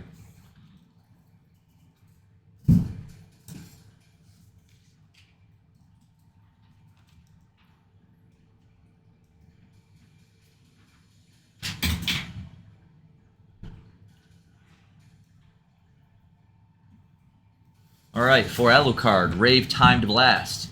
Your charge shot is one side of this move where you charge up the shot and then launch it to explode. The Raving Time shot is you charge it with a subtle amount of energy and then fire it. It hits the target, but then detonates some amount of time later. Oh, so you could chain multiple of those, and then all of a sudden they're just like, wait, what? Boom, boom, boom, boom, boom, boom. There's a gun on Destiny 2 called Malfeasance, and if you want visual representation, that's basically how it works. It's a hand cannon, but every time you shoot someone with it, it not only does it initial impact damage, but it sinks in. And once 6 of those charges are on the target, they all explode I at don't once. think so. Nice. So, oh, there's a pre I think so. How many does? That's a good for Then how many do you have? There's a boss. 28. How many do you have? Oh, then yeah, you guys are have the same amount. Well, we got rate points for It also works on creatures. Oh, while I had your card, you had gotten some. Then when something like that happens, you know, because I'm over here, you know, doing all the upkeep for all the characters, you'll have to just make a note on a paper or something if you get extra ones. Then when you get your character sheet back. So it was an extra 3 for each of you, which is fine. You give yourself an extra 3. Yeah. I just don't. No, I feel that. There was a lot going on at one time. It was a lot of rave action happening. It was a ton. Yeah, and I forgot to mark it down. No, I understand that. We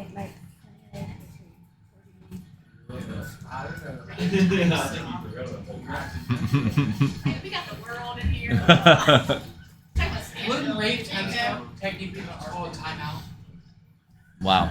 Maybe. Intermission. Intermission. So I am on Azarath right now, so I will give him... Make sure he doesn't already have this. Alright, when we get back, until we have an inch of our gun. And I won't use any special just like that. Don't do it. How about a He triple hits with threat? a 20. We can do a triple threat. I'll join. He hits like Muhammad Ali if he had spiked knuckles. Okay. I'll be able to get away I was down to sometimes. live is sometimes. I mean, I still roll That was like 20 for 21. agility. Yeah, I was down to live is. But I can roll lower. Go Rave ability for Azarath. That's Rave Deluge. It's a 7 MP, 1d12 water song attack. I want to. Right. I don't want to. I just want to. Rave ability for Kid Poo. I want y'all to almost kill me. That's a good combination right there. I can revive myself all day.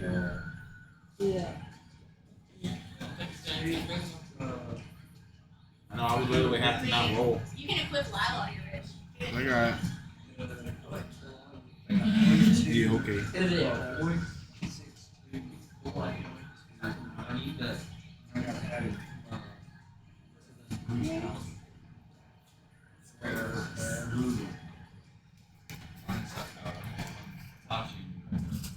What's your strength?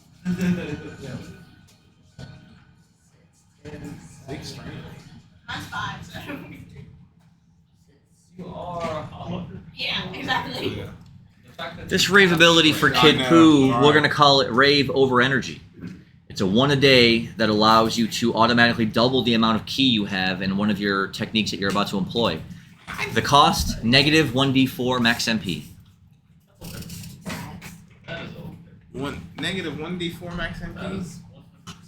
Dang. So That's that's 100% fine because your boy has full one charge.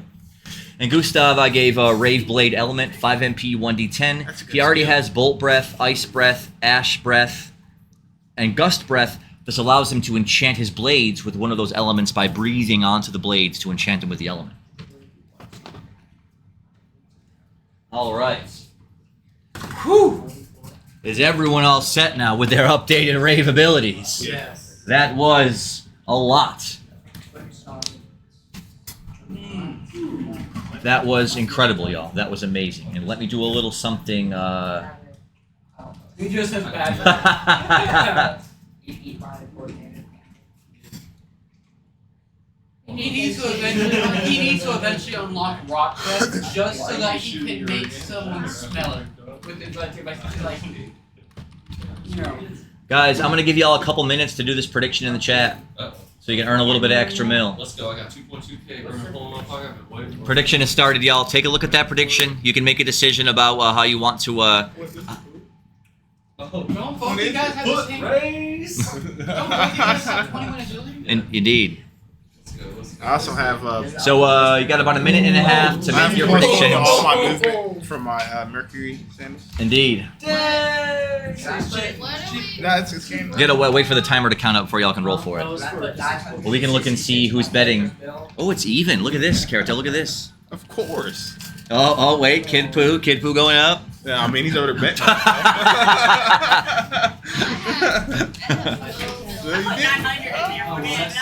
Woo! Big bets. Two people have put in 1,000. One on one side. Somebody's gonna get rich. It's about 60-40 Kid Poo to Karato right now. Can I bet actual mil? I put, okay, in all I've spent 1,000. Yeah, because some people are. This is gonna come down to one roll, y'all. This is gonna come down to one roll. That's fine. Some people are That's just fine. How much you gonna wait? 5,000. on yourself. Go ahead. You got it. You got it.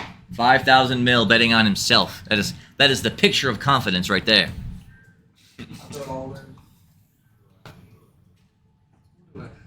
About 30 seconds left, y'all. We're still at about 56 to 44. Kid Poo to Karato.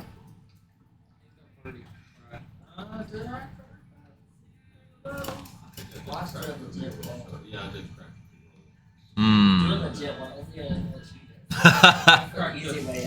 Don't be a cheater. He's the one that's got stuff that pluses on his movement. +1. My evasion. 10 seconds left. My evasion. I definitely. 4, 3, 2, 1. Submissions are closed. Oh, the minor setback too. A minor setback for Kid Poo. Yeah. If he said it's And if I still succeed, all of you. So Karato gets a +1, Karato gets a +1, and Kid Poo gets a -2. So, whenever you're... What? You better hurry do it before they roll. Don't do it. 14. But you don't forget. Reroll shard for Kid Poo. +1, that's 15. A 15. Reroll shard. Go ahead. What's this? This is chump I gave Karato a force advantage. Karato forcing the advantage. 12. I'll use my actual reroll shard. Okay. He gave you advantage. Okay. A 16. -2. Fuck. 14. Oh no! Can I hold that advantage for later? Yeah, it's for the whole night. It's for the night. It's for the whole night. Yeah. That's fine. Let's go. The winner is Karato. Or you get 5 additional. Side note, can Bishop absorb Gambit's kinetic energy? Yes. Because when Gambit charges something, the energy explodes out from it, which Bishop can then absorb. He's done that in the cartoon more than once. And there was a comic book where they were fighting Juggernaut, and Gambit and Bishop were on a train, and Gambit was charging the front of the train as it was barreling towards Juggernaut, and Bishop was absorbing the power at the same time. So that is definitely something that has happened. Bishop can absorb almost any kind of energy, even radiation, and and optic beams, and cosmic energy, and there was another scene from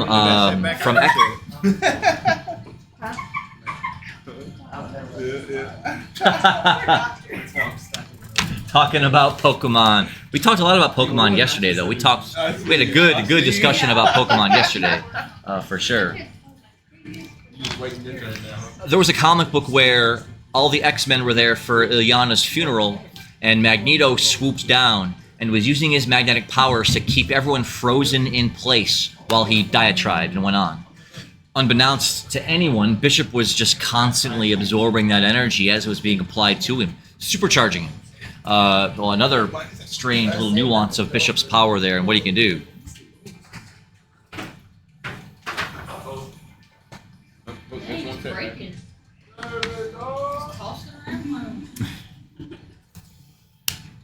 All right, so was there a reward for winning that race? You won the 5,000 mil, bro. But I bet. From the ether. That was something I did for everyone in the chat to make a prediction to try to increase their in-chat mil. Oh yeah. Yeah. So you don't got Twitch on your phone, bro? You got Twitch on your phone? Yeah, I gotta get on the new one. Well, Slacking on what. Gotta have Ravy Boy 427 in the chat. Just give me a few minutes, I'll be in there. Look at that, and then you can build up your own mill. You can buy yourself rave points in there. Oh man, I probably got some waiting on that. That's what I'm saying. Cash him in. Cashing in his Rave in the Bank contract.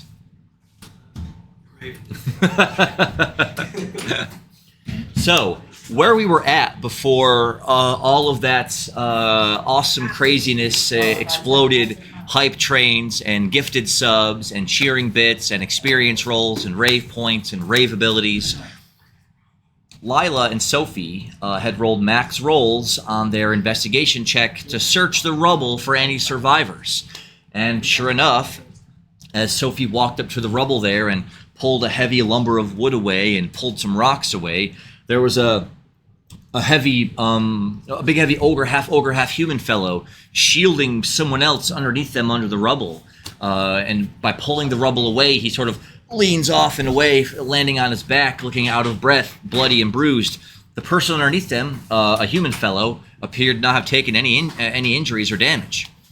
And so as the two of you are sort of calling out the fact that there's some survivors, the rest of you are sort of running up to notice at the same time.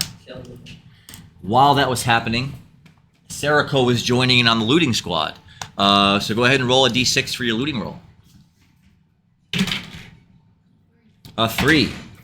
So you were walking along with Dooku and Azarath and Eric's while they were walking from one abandoned building to the next, looking for any sign of life, any sign of anything valuable, any sign of anything that could be scavenged.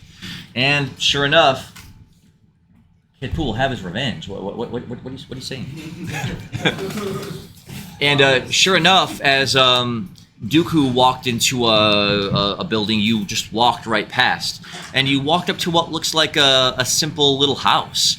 The walls are on the outside, seemed undamaged, but the roof had a huge 15-foot wide hole, as if something huge had been dropped straight down into it. So you grab the doorknob and open the door up, and sure enough, the entirety of the inside of this house is destroyed. With such a deafening blast that you see shadows of the bodies against the wall in ash, and nothing but a smoldering crater in the center of the floor, as if a round from the Kleppa ship had landed inside the roof and detonated right in the center of the living room, destroying everything in there. Lived in a different place. Not recorded. And so as you take a moment to just sort of absorb what happened there, you look over at the fireplace, and it's chipped and worn, debris blasted all around it. But you walk over and look in the fireplace, and sure enough, there's a pair of feet in there, still inside the boots. Nice looking boots, though. Do you want them? Sure. Aren't they ruby red? You grab the boots, and there's still smoke coming out of the tops of them, and you sort of tip them over, and ash and crumbles of bone come out as you do. But they're nice looking. We'll say they're ivory boots. You probably wash the rotten flesh off. Oh yeah, I'm not worried about it. When I I ain't roasted, worried they about were nothing. They got sterilized. I ain't worried.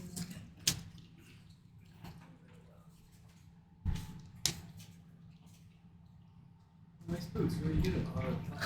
Gustav, your rave ability. Yes. It allows you to take one of your breath attacks and breathe it onto your weapons to ignite them with that element. Oh, that's. Where are your shoes at? They're not I might try to see if I could find a dim power stone or a dead power stone and see if I can put a brain And power charge it up? charge it Interesting. Interesting. That might be the Nice. So Lila and Sophie had found survivors. After Kid Pooh and Karato had destroyed those 2 or 3 buildings, they'd walked up to it and, pulling some of the rubble away, had found a half ogre, half man down there shielding another human with his body. As soon as you pulled the rubble away, he rolled over, exhausted, sort of, bloodied and bruised, while the human looked like he was maybe semi-conscious. The 2 of you called for everyone to come over. You're like, hey, we found a couple survivors here in the rubble. And then so Gustav, and you're in the looting party. Then Gustav and Karato and Bitsy and Sylveon all race up to see them lying there in the rubble. They don't look like they would pose much of a fight at this point. Can I try out my finger bone gun? Yeah, you use your Zeta. Yeah. And I walked on the water to stop it. Strength check. If I had 6, I'd roll 6. Yes. I'm just trying to stop it. Roll it in. Roll it again. Oh, please be 3 8s. It's 3 8s again. That's 2 8s. 2 8s in a row.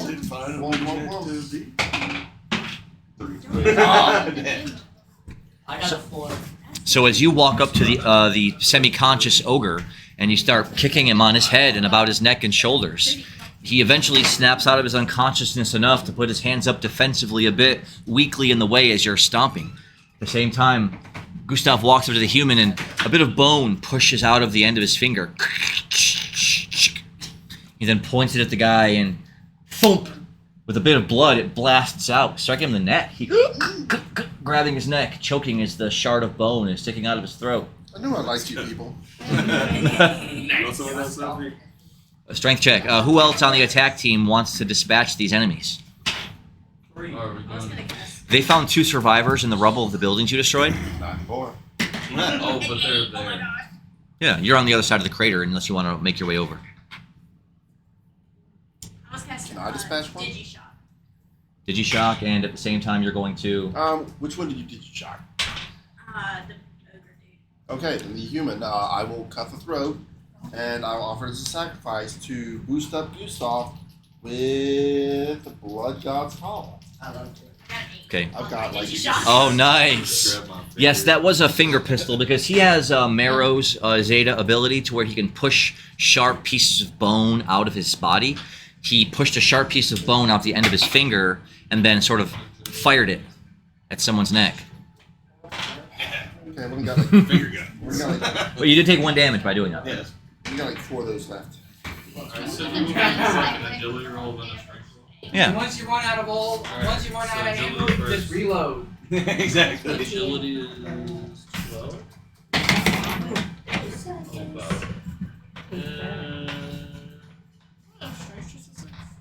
I roll. So roll an agility check against Digishock. Because that's faster than me losing. Because you're standing over the guy stomping him as he's being Digishocked. So.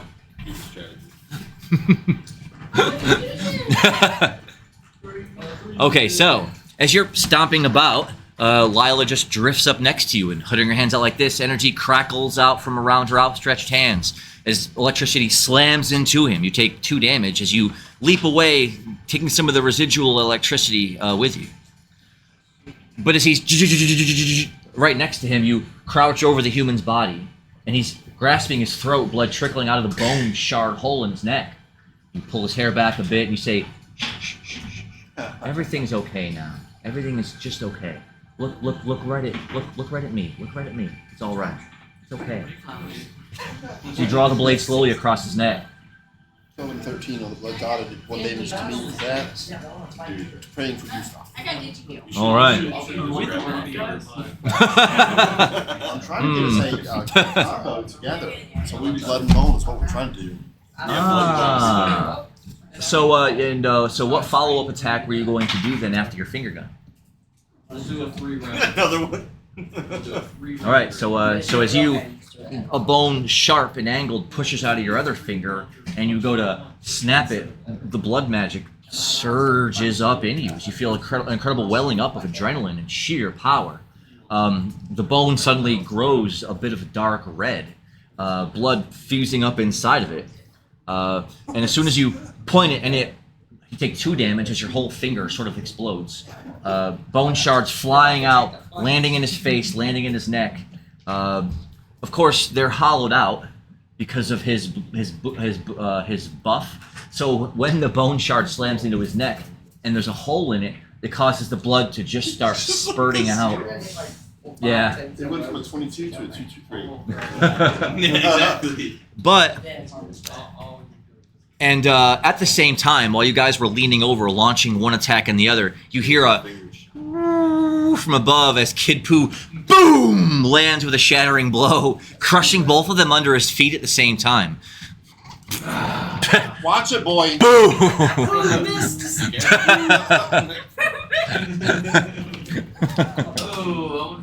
Who now has a new pair of boots? Is that Ravy Boy 427 for Stevie Mill? For me? Well, then I must give everyone 1 rave point. Hey, Remy, I think I got 11 rave skills on that Tuesday character. Nice. We're gonna stack them up. And welcome back to the chat, Ravy Boy 427. Welcome back. Welcome back. So now you can once you earn up some more mill, you can wager it during the predictions and stuff, right? You know, and get it built up. And now you can give Kid Pooh minor setbacks. I don't know. I don't have to. Just happened to be my favorite that time. You had your people. I had nobody else. They were betting on it. They had an interest in it. Yeah. 2 more rave abilities for Gustav. Because I'm at 2 if my count's correct. Someone wants to at challenge 35 me. or at 34 should be. Someone Okay. wants to challenge me to a training session and then an actual sparring session. Wait till we get back. No. Someone wants to Oh, challenge okay. me to a training session first, then a little sparring. So as soon as you landed, boom, in the rubble, crushing their bodies underneath you, and the dust and rubble clears from that, everyone sees the intense, the look in your face, that your victory, your grand victory here in Dracorda was denied. It was taken from you. And it's just casting shades of anger all over your face. Sylveon might be a little unaware of that as he just walks up and taps you on the shoulder. He's like, man, that was a pretty big attack. Do you think we could spar? And you spin around like, yeah, I think that'd be pretty great.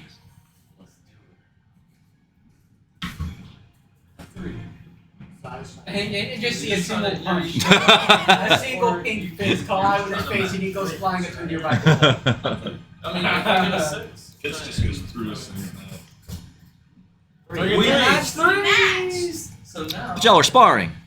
No, we're training. First, Oh, you were then training we're sparring. first. Okay. And then so now you roll your d6, and then it decides which stat we get. Yes. So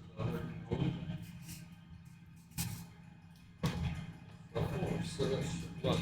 Luck. Sorry, luck goes up. So in the training, you lash out to do a backhand, but Sylveon reached up and blocked it like this with his arm. But then you just reeled back hard enough, and you were going easy on him the first strike. So the second time, you just did a little harder, which slammed his own fist into his face.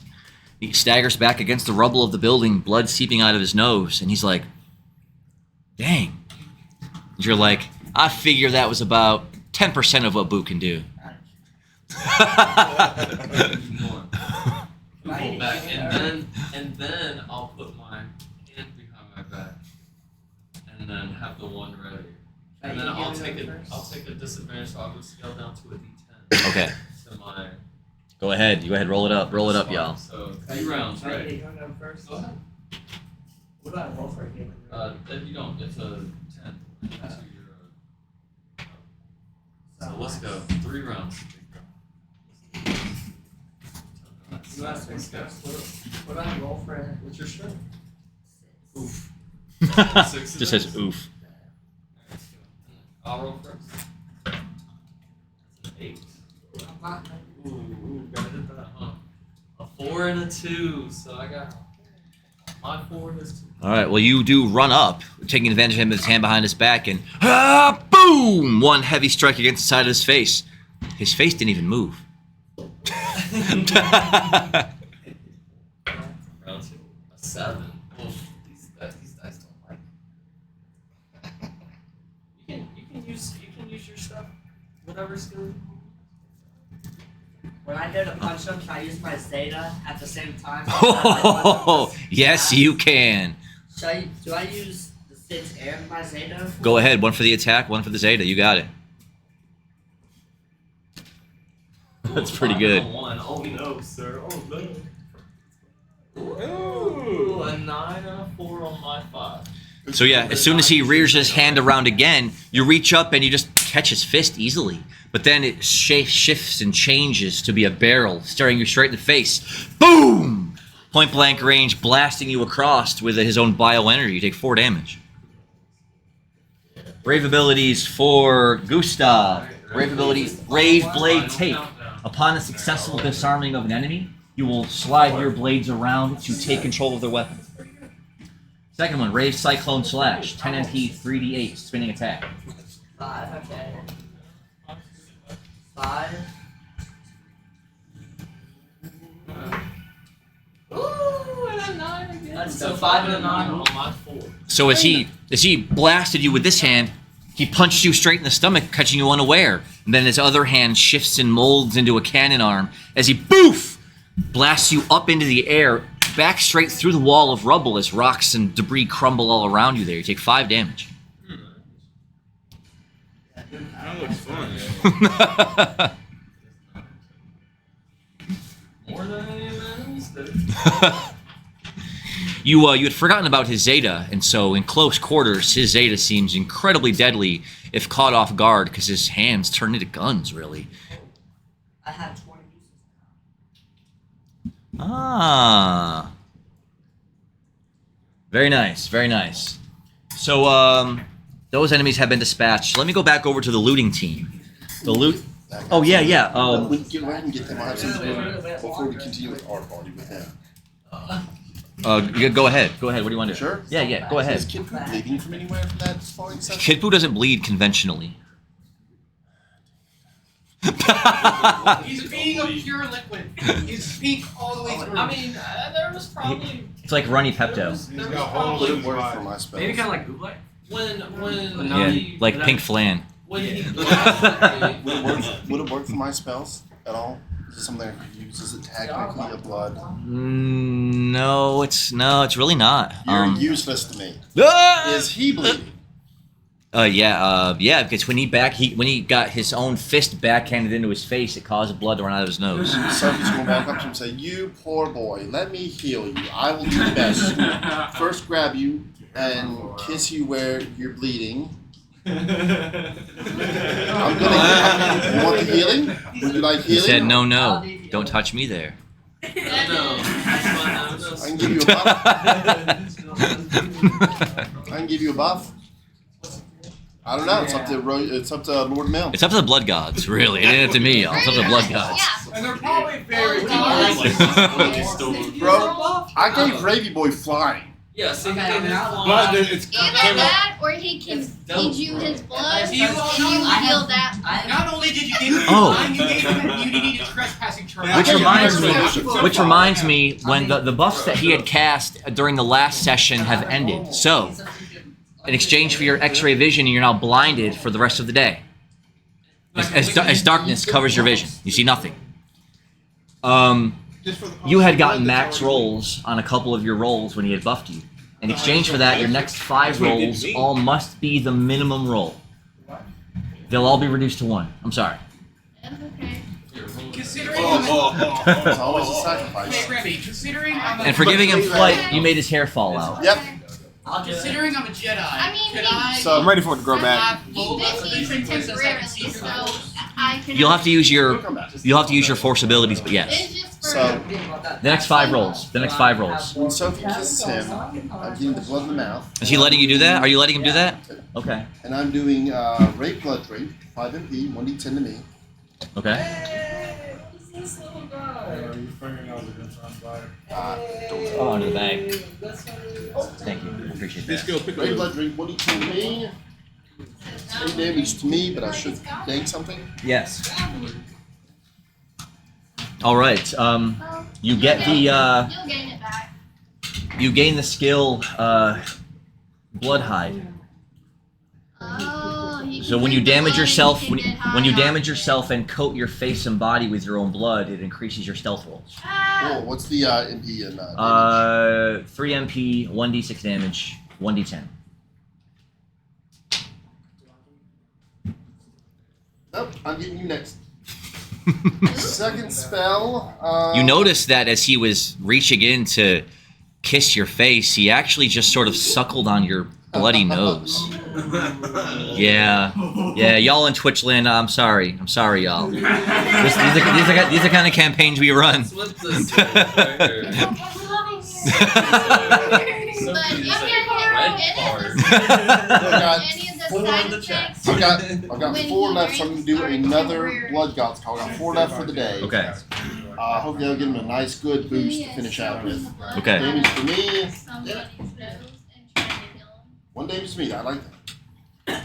All right, as Sophie draws a knife across her arm again, chanting some ancient, archaic words you've never heard before, your own heart starts to beat heavy in your chest. A bristle of sweat breaks out over your brow, and your vision distorts just a little bit. You start to see colors floating in front of you.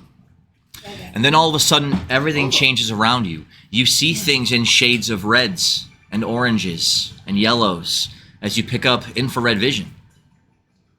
If I remember correctly, It's not permanent. No, for the next hour you have heat. You detect you see things by the heat they let off. I don't see. What was his call? Everything around you now are blurbs of orange and red. As the people standing around you, you're just seeing them by the heat they're letting off. Max rolls. And then the downside is minimum rolls for next 5 rolls. So I put 5 worse than 5 worse. Yes, you can hunt down survivors. Definitely. That's a good thing. I like that. Hey, Ray, I got a charger in my car real quick. Of course. So before that, let me go back over to the looting party now. That is. I want to cast healing. If you're done with it. He didn't, Oh, of course. he didn't lose I no went weight. after we're done with No, he damages himself to do those. You couldn't have done that for me. I got a bald As saying soon running as we around. get back around, I'll do it. No. I've got It's too late. He declined. He took damage to himself, so he didn't have a cause, but he made me lose my hair. Never mind my spell. This season. Since comes back around, I said, I need to write things out. got a bald Super Saiyan 2. Never mind mine because you have max health. Okay. I know, right? Mischief Rave in the chat. Welcome back. Now you can see. I know who that is. It's a cat.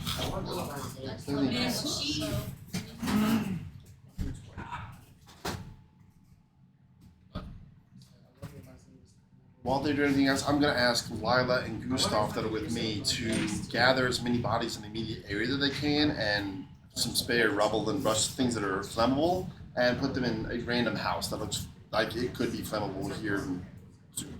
You guys want to start the fire? Well, we got to get all our people out first. Okay. And then start the While fire. you're making those preparations, now let me go back to the looting party. Dooku, Azarath, Alucard, Eric's, Saigon. Nice. 1, 2, 3, 4, 5, 6. 1, 2, 3, 4, 5. Oh, Serico's in the looting team.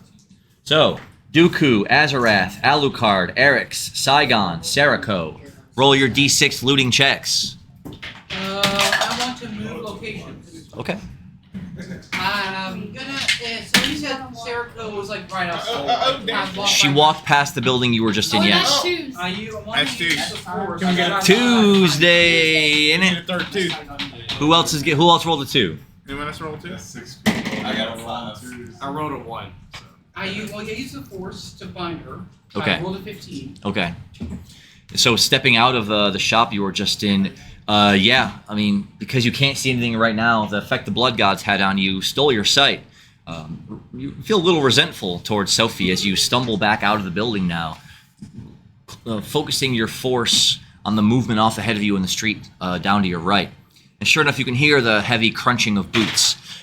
Sophie's shoes have a very distinct sound when she crunches through the stone because they're heavy high heels with barrels on the ends. Your shoes make a distinct sound when you walk. So you can definitely hear them up the street. So who got the 5 on that looting check? You did. All right, you were walking down an alleyway between 2 small buildings, and getting to the end there, you saw a curtain hanging over what looked like a small little hovel, like a little shack, nestled in between the 2 buildings. You hear nothing as you kind of peek the curtain open and look in. This looks to have been a squatter's residence, but it's been abandoned.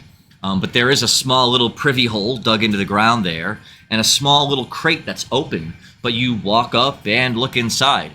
Apparently, in the heat of the moment they left, they maybe scooped up a bunch of stuff, but left some stuff in the bottom of the box. That's 250 mil, and... Nice.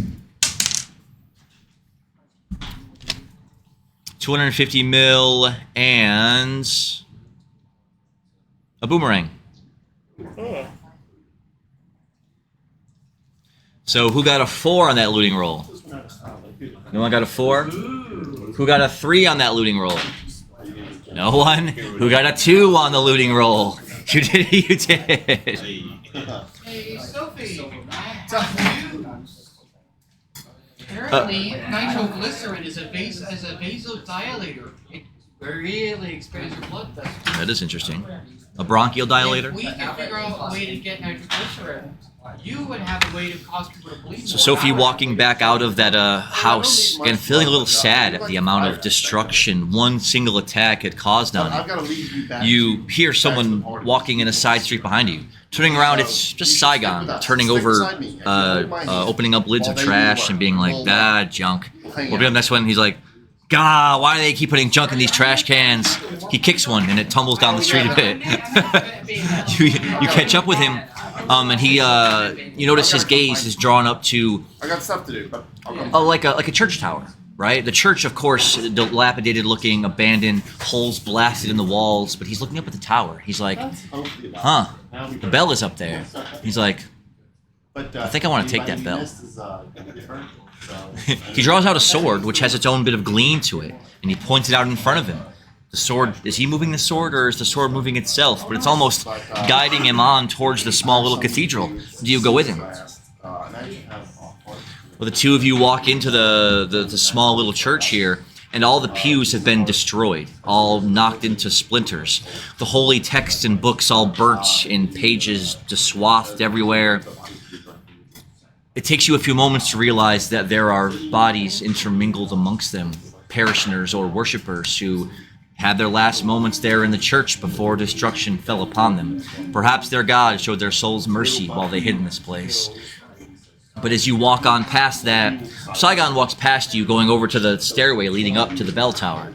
But behind the pulpit there, you see a priest there. He is lying in a pool of his own blood. As you turn his body over, he has a self-inflicted injury. Shrugging, you pat him down. Ooh, that's a 6. You find a silver cross. You also find a draconic rosary.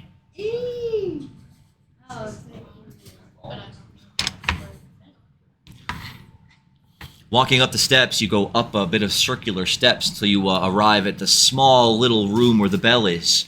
And it's an old-looking brass bell with a heavy chime string in the middle. Do you pull the chime? Yeah. Strength check. As you take the rosary out of the priest's pocket, all of a sudden you hear a dong, and you're like, oh! Echoing around the cathedral all around you. You're like, dang, you rang that bell. And it rings out, resounding in that small room around you. Some birds out around the cathedral, outside on the roof, all blow and fly away, causing some dust to fall off the bell as it hadn't been rang in some days or weeks, perhaps. But you notice up there is a bit of a wooden plaque with some ancient draconic writing on it.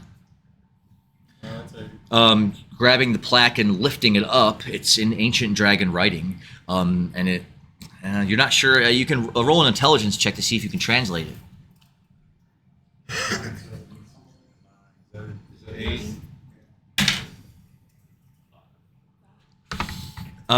You see it says maybe something about donating something on the day the church was made. You can't really make out the rest. You'll have to speak with a dragon folk that can maybe decipher that for you. But it is made out of solid gold. It's a golden plaque.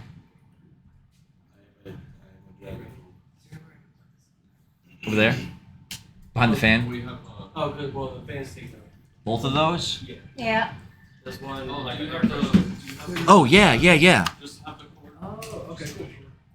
He's got a long cord too. We've got Use it. power.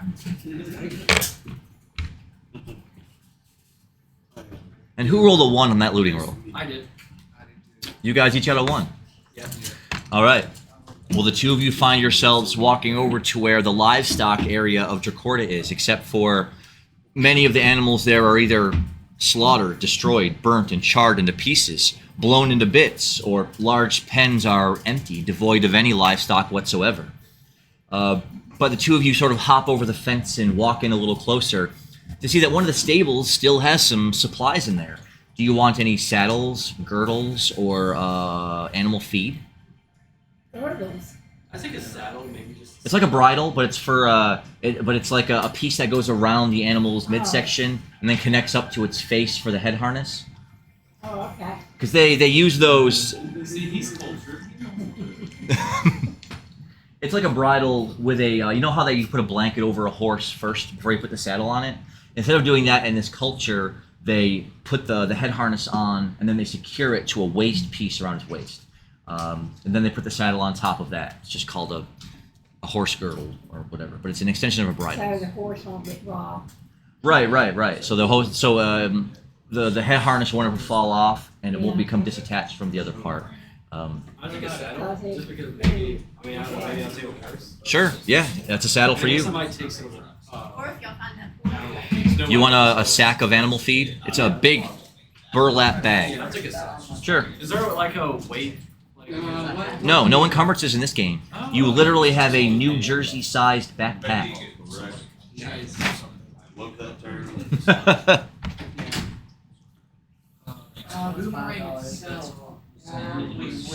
Y'all roll a 1. That's what you got. You want any of that stuff? Okay. As you watch Eric's scoop up a heavy satchel of feed and grab a saddle and sling it over his shoulder, you're like, what are you going to use that for? He's like, what? I'm like, what if I want to ride a horse?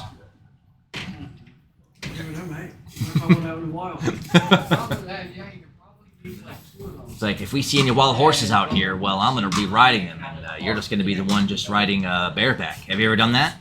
'Cause I wouldn't recommend it.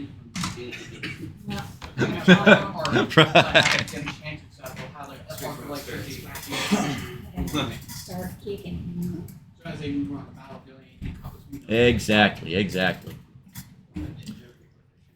All right, so going back over to the attack team, you had dispatched those guys. You had found under the rubble, and you can continue to investigate around.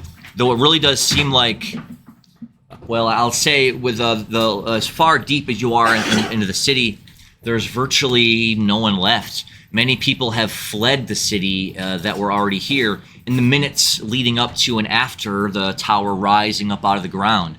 So virtually all the streets are all but empty. You've dispatched everyone that you've seen up to this point so far. So there's very little around you that you're noticing that moves. The occasional chicken cooing down the streets, the whinnying of a horse off in the distance, or the shifting of rubble from all the destruction that's been happening in the city with Kleppa's naval attack. But you guys can continue to investigate for survivors if you would like, or take some other action. We need to make sure to get all of our people out, and I'm going to burn the city to the ground with all the bodies being burnt as ritual offerings to the gods to bless our entire party. Yeah, I'm pretty sure. But we need to make sure all of our people are out. It looks deserted. If anybody's left in the city, they're going to have a bad time really soon. So then everyone on the attack team roll both a strength check and an agility check a strength check and an intelligence check to 1, find any bodies lying around in various buildings, and 2, drag them out into areas where you can light them on fire en masse. So 1 strength check, 1 intelligence check. Put them in houses. In the house. That's fine. You got it. Right, what about the pizza? I use that to help with that. Yes. For that, it's just your intelligence check. But I'll give you a big buff on that because you're seeing things in heat sense. Yeah, you can scan for anything. Right. Yes. 13 on strength, 7 on Nice. All I do is put paper in it. 3, 6. I got 1 6. Yeah, so D6. I got 6 on the strength and 2 on the intelligence. Okay. Yeah, that's what I'm saying. A D20 and a D10. Well, what's your intelligence actually? What's your intelligence? Okay. And so, scanning the streets out in front of you, you see no signs of life anywhere. It's devoid of anything moving. You don't sense any life around you, except for the occasional Kleppa naval soldiers that are trotting in between alleyways and running out of buildings with loot in their hands. So this actually does multiple things. This guarantees that whoever was in that building, unless they have somewhere that I don't know about, they will have no more allies and no base to come back to. They can have no pool for soldiers. They will have no place to put a base. They will have no help. They've got to know where they're going because they're not coming back here. Very good. So 16 and a 5. So 16 and a strength and 5. It means that you don't really see anything else moving around as if people that you could dispatch, but you were able to grab several bodies walking at one time, throwing them into a building, and you stand back and... Welcome back! What's up? What? For the Zeta War? Do you have a Zeta War character? I do, but I'm not playing Oh. Hey, Okay. Welcome back. Do you want me to call out to those people that are like running back and forth and be like, get out while you can? Yes, get all of our people out, especially the team. The I care less Kleppa about naval soldiers are looting this part of the city as well. Right, I care less about the Kleppa soldiers than I do the people in our party. Well, then, the soldiers don't then- get themselves out in time when Then they're everyone should do what we call a bird call. Yeah. That's what Everyone roll a d4 to do bird call. Yeah, if the Kleppa soldiers don't get them out when we tell them to, that's not my problem. Yes, everyone roll a d4 bird call. A d4. Okay. It's a 2. One, but I'm gonna I feel like there's going to be at least a triple match somewhere with all these d4s. Yeah, use it. Roll it again. We got 4 2s. Four. I got a 2 4s in a row over here. Roll it again. Roll it again. 3. 3 4s. Let's go. That is a rave point and a skill. Rave point. Yeah, you can keep rolling bonuses if you'd like. Yeah, roll on 4. I got a 3 4s in a row. Pretty sweet. So you got a 4. You want 4 2s? A rave point and a skill. How many people got a 2? Yeah. So actually, we'll start at the bottom. Who got a 1? So we got a 1. Who got a 1 on bird call? I'll roll a d4 for bird call. So he's distracted. The only one that got a 1? The only one that got a 1? Dang, I'm not you. Listen, yeah, I had a 2 and I was knocked into a 1. Nice. 3. I got a 1. Okay, so 2 people got a 1. Not enough to link in. Who got a 2? 1, 2, 3, 4, 5. All right, and that is there are parties there, both from the looting team and the attack team. Wait, you guys are all on the attack team, aren't you? I'm on looting. I'm on Oh, okay, nice. I killed a guy. Nice. Then everyone who rolled a 2, learns the skill bird call. It's a 1d4 technique that doesn't cost any MP. Now, who rolled a 3? 1, 2, 3. Nice. The 3 of you learn bird call. And who rolled a 4? 1, 2, 3, 4. The 4 of you learn bird call. But you learn bird call, which is a 1d4 skill. But you pick up an extra passive, which we'll call that. I sat down. Yeah, I got it. Let me generate that for you. Bird call. Put it in your notes. Nobody knows what you're talking about. I guess it's a bird call. So what this is, it's a way for you guys to communicate with other members of the party in different areas of a location you're in. So for example, now that you have bird call, you can say, well, I'm going to bird call a message out to the group that, there's a fish table here in this building. We don't know. So then you roll the 1d4 and you go. So then everyone else who has bird call can roll their bird calls, and if they roll the same number that you roll, they hear your bird call and they receive the message. So it's a mobile communication skill that almost everyone should have now. Hey, what do you put as the passive again? If you roll a 444, you get a passive, which was only one person. We are going to make so many traumatized people. Your passive is called Sharp Ear. It allows you to roll advantage on your bird call rolls. Nice. Oh, okay. Sophie's pretty preoccupied setting up the But set. it's funny because it's a hunter that gets it. It's apropos. Apropos. It makes sense. Nice. Hooty hoo, yeah. Hooty hoo, we see you. That's literally what it translates to. Next time. And so for the group here on the looting team, you heard that whistling echoing off in the city out ahead of you. And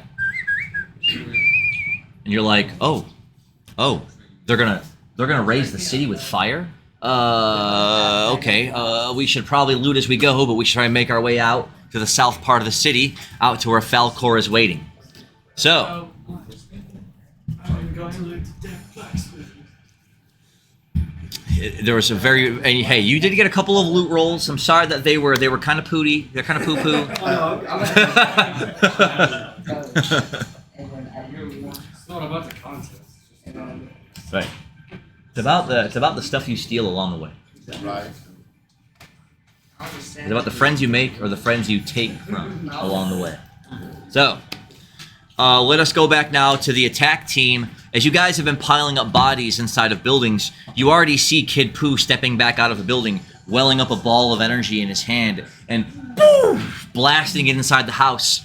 Wind and smoke blasts out of the windows and up the chimney as the whole house bursts in flames.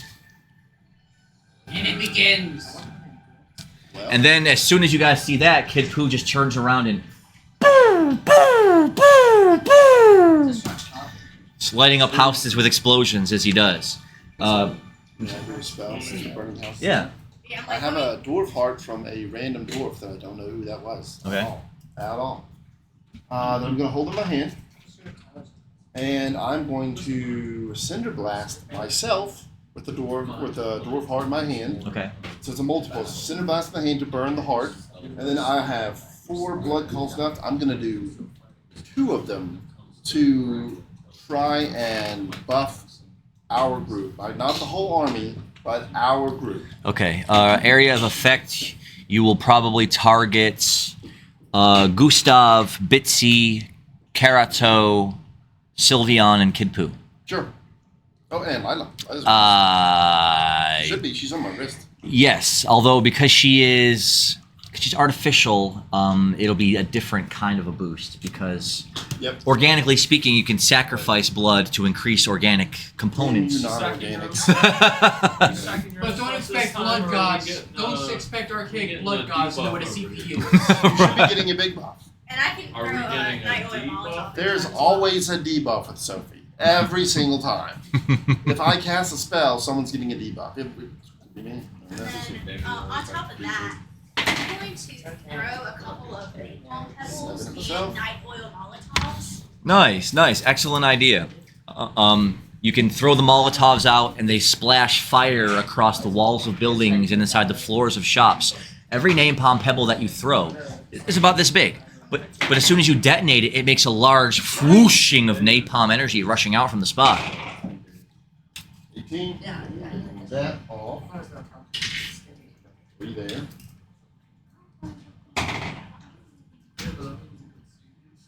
You just spawned. Yeah, we'll do my 3 to a 3. And that is a 5. So, I got you.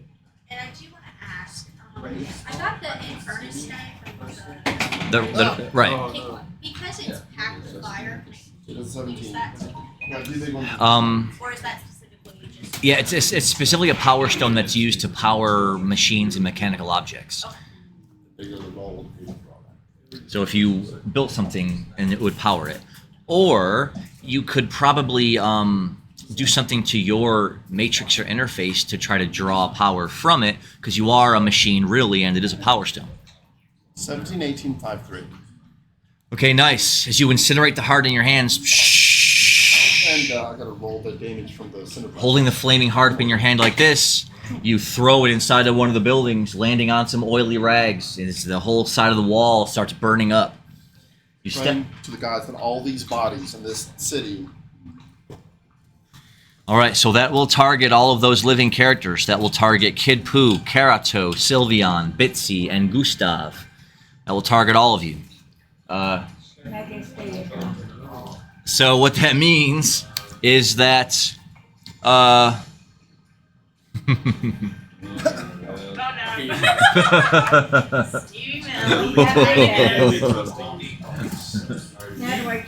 don't care about the drawback, just don't take advantage of it. So what happens is you all get a permanent +1 to your luck. Hey. But you all have to roll a d20. Yes. Hold on, don't just roll them, put them in the thing. Is that include me? Nope. Is that thing? So it's me too? No. Okay. I got my lucky number on luck. I'm good right now. Okay. 18. Oh no. So since this is a permanent, you might be permanent. 10. 10. And so the higher the dice roll, the more important that person is from your background that you just totally forgot about, and they're wiped from your memory. I'm so lucky. Everybody I knew was dead. Then that was no consequence. You rolled an 18. So who would that be? Your brother. You forgot you had a brother. He's gone. I'm sorry, bro. I'm sorry. All I had was my parents. Or my, And you rolled a what? a 16.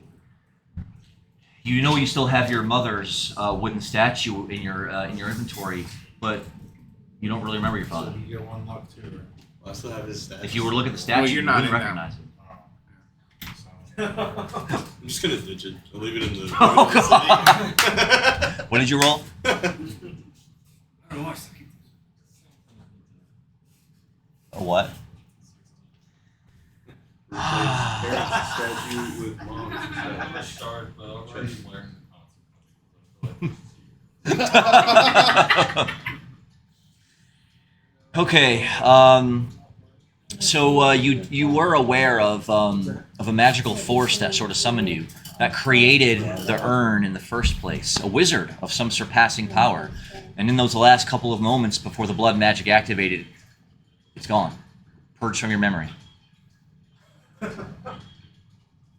Damn, that's worse than mine, man. That's why I'm like, The wizard Fabity. Is it literally like? Is it like forever? Fabity. Yes, it's forever. This is the first time ever Sophie's casted. no. And you rolled a 10, right? And the thing is, So yeah, one of your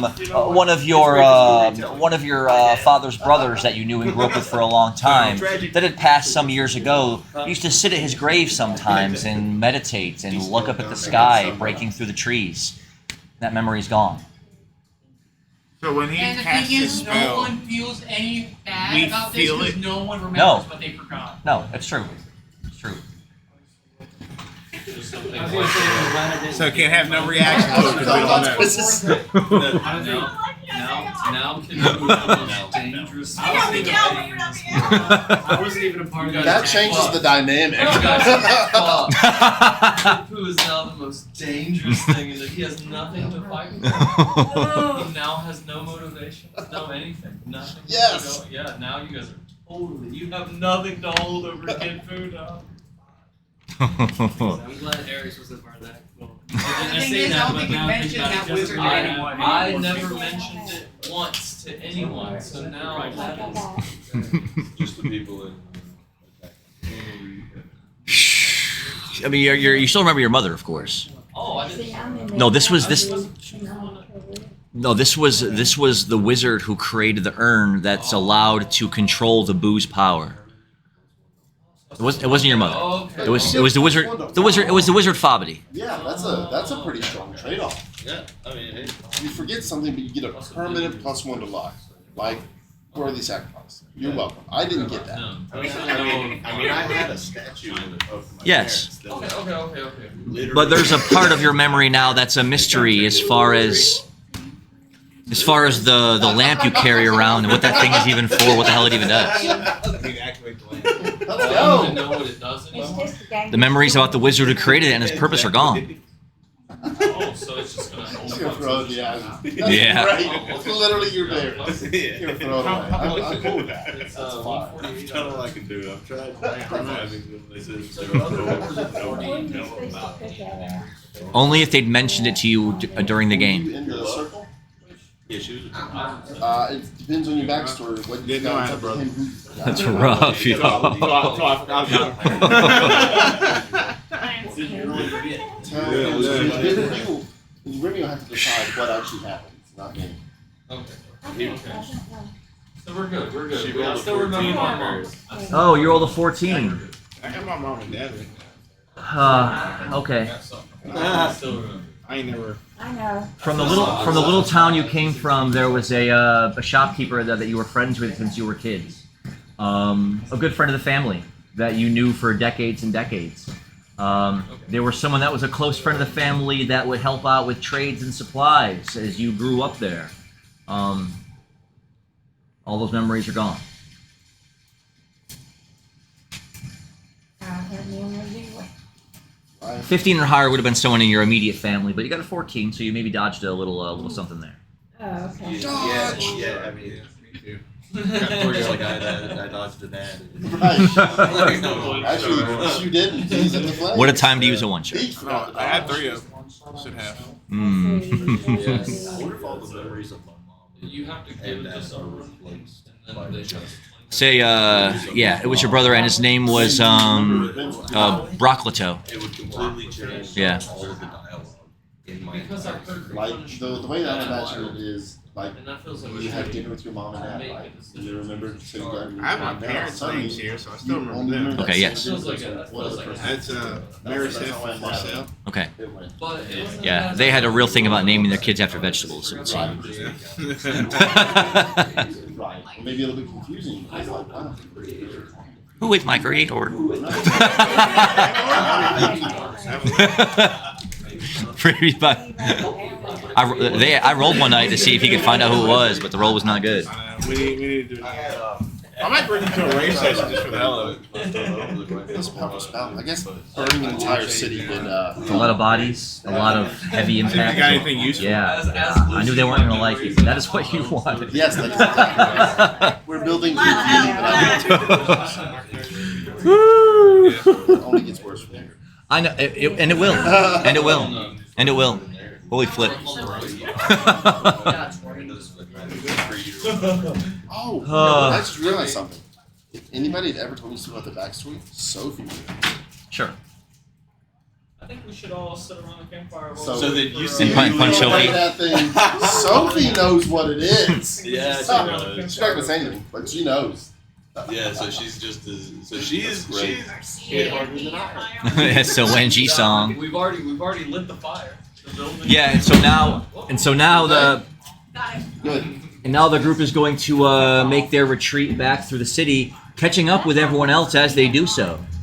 And so then, as the rest of you trickle your way out of the south gate of the city, I will give everyone one more loot roll. Roll a d6. Hey. 6. Let's go!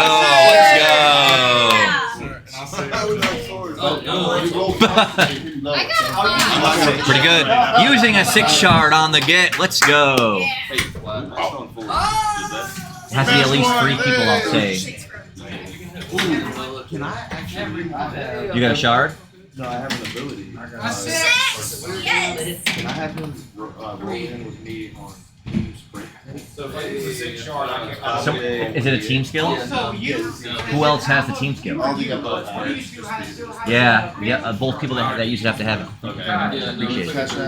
Oh, that's right. Yeah. Tell me when you get on the register. I'm getting ready for the Yes, ma'am. Last call for the register, y'all. And we need to go use the register before they close up for the night. Get your drinks, get your snacks, get your magic packs. I'm probably gonna I grab wanna more. look at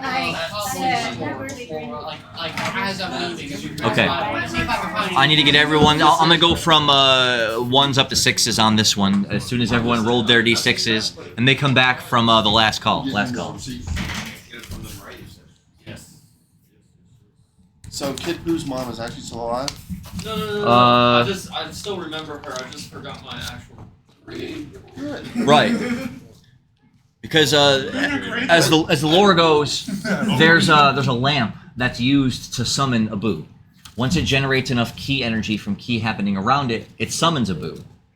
So he was a person before Boo jumped into his body and had a mother and had a life. So Boo is a universal entity that just lands in someone. Boom. Boo. Boo. Oh, I kind of did my backstory as I was. Well, that's fine. That's fine. That's fine. It could be a demon that Boo jumped into. But there is a wizard responsible for creating the lamp and creating the magic that is the power of Boo. Oh, I get what you're saying. But look, big dog, you got a +1 to luck permanently. You're welcome. So if you didn't get that, this is for your benefit, not mine. I see you. I'm taking it. At first, I accidentally called you Stevie, but they call you. It's Stevie Mill. I thought it was That is my dungeon master name. I'm taking an L, so y'all can take I'm a not W. worried about Boo. And then evil Boo's just gonna pop out sometime. You guys are gonna be fun. I'm gonna just let it go. That's the one Boo I can kill. I'm gonna kill him. Boo have fun. And I'm just. Thank you very much. All right, so looting rolls. Who got a 1? No. Not a single one amongst you. Oh, you got a 1. I got 1.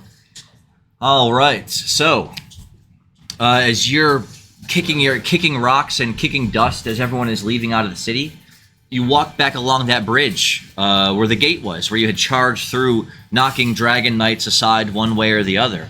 One of their bodies is still lying there with his dragon chainmail and his dragon metal armor. Do you want any of it?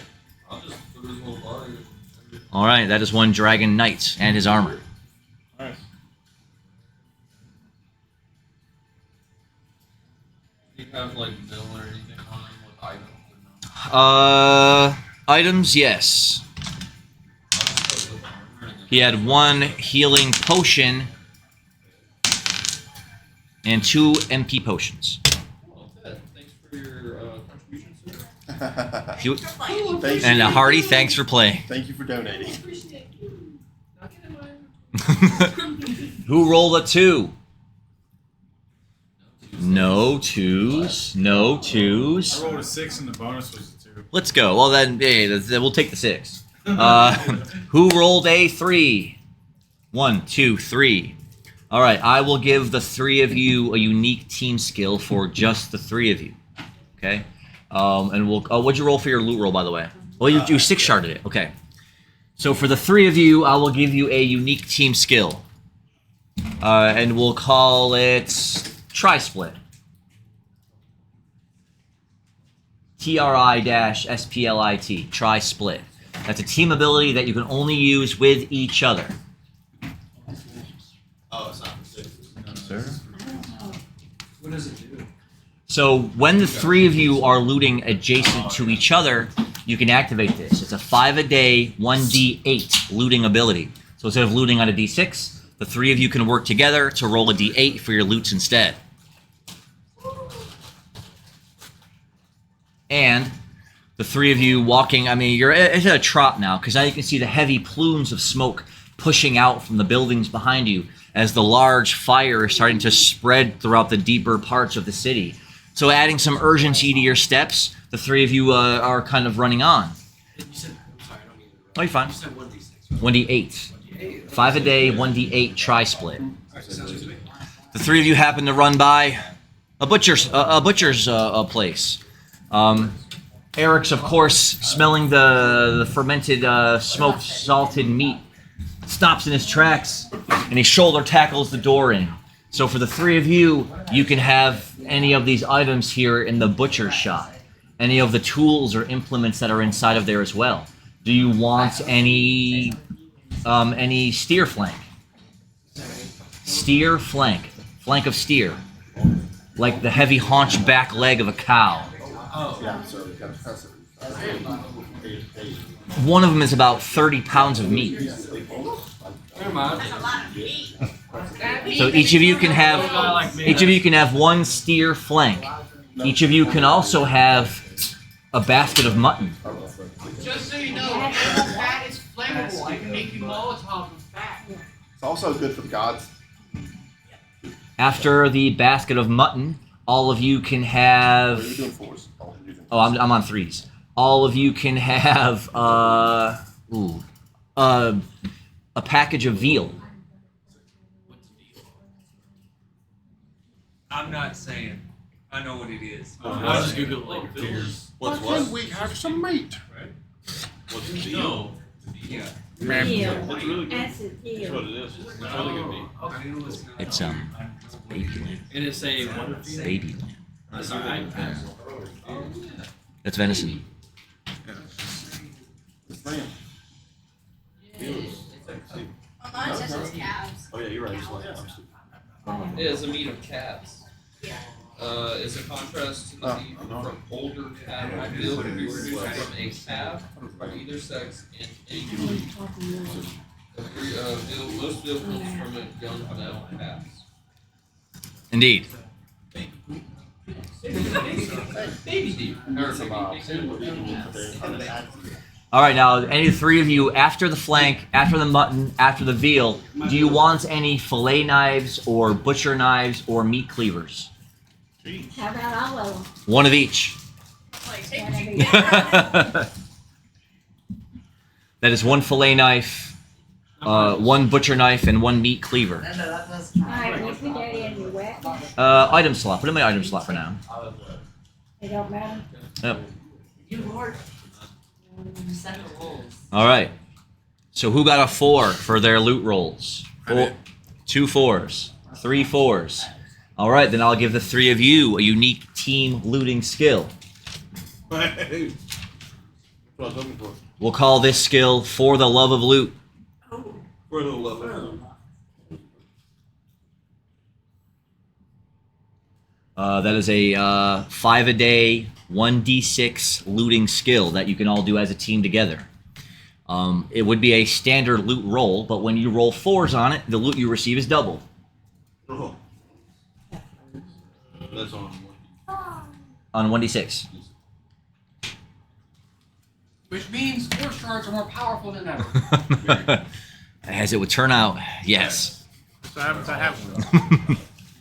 And so the three of you are running along through streets, winding around corners.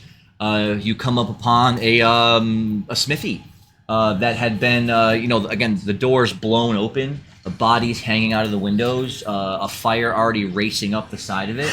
You run inside long enough to see a heavy forge over there in the corner. It looks to be in moderately good condition. It's a heavy steel anvil, a heavy smithing furnace, and a heavy smelting forge. Do any of you want any of those things? Take all of it. No contesting on that? Yeah, it's all of it. What was it all? Steel anvil, I'm not gonna. steel forge, steel furnace. Anvil, a furnace, and a what? A forge. All right, all of you also find, because it's doubled, all three of you find 10 iron ingots for the love of loot. You also find branding irons. Hey. I will definitely take a branding iron. You got it. Dang, I knew it. Do you want one? Oh, yeah. A branding iron? Do you want a branding iron? No? Okay. So kind of a depraved item, I understand. I don't know what I was talking about. This is totally for that.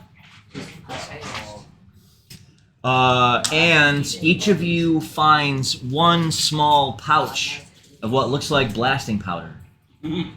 So, The kind you load into a musket or a blunderbuss. Good idea. Speaking of, I'm gonna be making one when we get back to that camp and get back to the city. Nice. Now, who rolled a 5 for their loot roll? 1, 2, 3. I will give the three of you a unique looting ability. Just for the three of you. Please tell me someone aside from us two a god of 6. Yes! Has to be three of you, which I know you got at least. So that's good. That's good. All right, the three of you get a unique looting skill, and we'll call this skill Dalton's Discovery. oh man. Not dull. It's 5s after all. Man. Plus 3 5. I should have killed him. Branch's hands burning. Dalton, what? Dalton's Discovery. This is a 3-a-day 1d6 looting ability you can only do with anyone else who has it. So when you're looting adjacent to that character, you can, instead of looting, do Dalton's Discovery. If you roll a 5 on that, you will find surpassingly good loot, but it will almost certainly be cursed. 3-a-day 1d6. You said 1d6. Yes. And so then as the three of you are moving throughout the city with everyone else running down the heavy bit of street, you see a wagon with the axles broken off the back, the canopy burnt and singed. So the three of you stop and kind of look inside. It was a traveling caravan's wagon that they brought in to sell goods here in Dracorda. But because of their very communistic frame of mind, they just usurped all the items to distribute out to people for nothing. But there were still some items left in there. Do any of you want... There's a strange exotic weapons in here called chakrams. Are you familiar with those? I am. It sounds familiar. A chakram is a circular weapon that goes like this. It's a solid razor-sharp blade around the outside. You They're hold like the little stars, Circle but they're things, not the star. And they got the hooks on it. They're not right. It isn't like a. the chakram. You got a picture up. You got a picture up. Look at the picture. chakram is the weapon on Zeta. Yes. Yes. Yes. Yes. And Dynasty Warriors too. I use that girl. Shun Sang Zhang, whatever his name is. Xena. Let's go. Let's go. I just watched it. So there's a whole bunch of those lined up there in the wagon. Do any of you want a set of chakrams? All right, you. Whoever rolled the 5s. Whoever rolled the 5s. So that is one set of chakrams for everyone who rolled the 5s. Next. And I really like. I'll forsake whatever else I get just so I can get that. I hear you. I hear you. You're. I thought that was just in general. I don't know He why. wants glue of all. So, after that, rummaging around through the wagon a bit, you also notice that there are rope darts coiled up in the side of the wagon. Does anyone of you that rolled a 5 want a rope dart?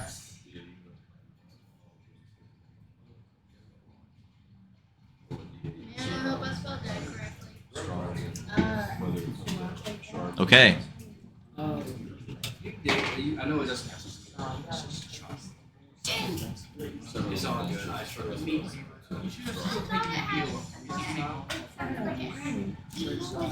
Yeah, I know. The fillet knife, the butcher knife, and the meat cleaver. The fillet knife, the butcher knife, and the meat cleaver. Yeah. When you get done with reading, let me get out of the city. One more thing to do before we go. I'm Right, sorry. right. Oh, you're good. You're good. No, I appreciate it. I know we got 14 people in the session tonight, y'all. So I appreciate everyone being patient while we go through all the looting. Also, and what 3 of you that rolled the 5s? Did you grab the chakrams and the rope dart? I didn't do the rope dart, but I got the shot. Next to the chakrams, there were rope darts coiled up there in the corner of the wagon. Do you want any of those? Sure, I'll take a rope dart. Okay. Chakram?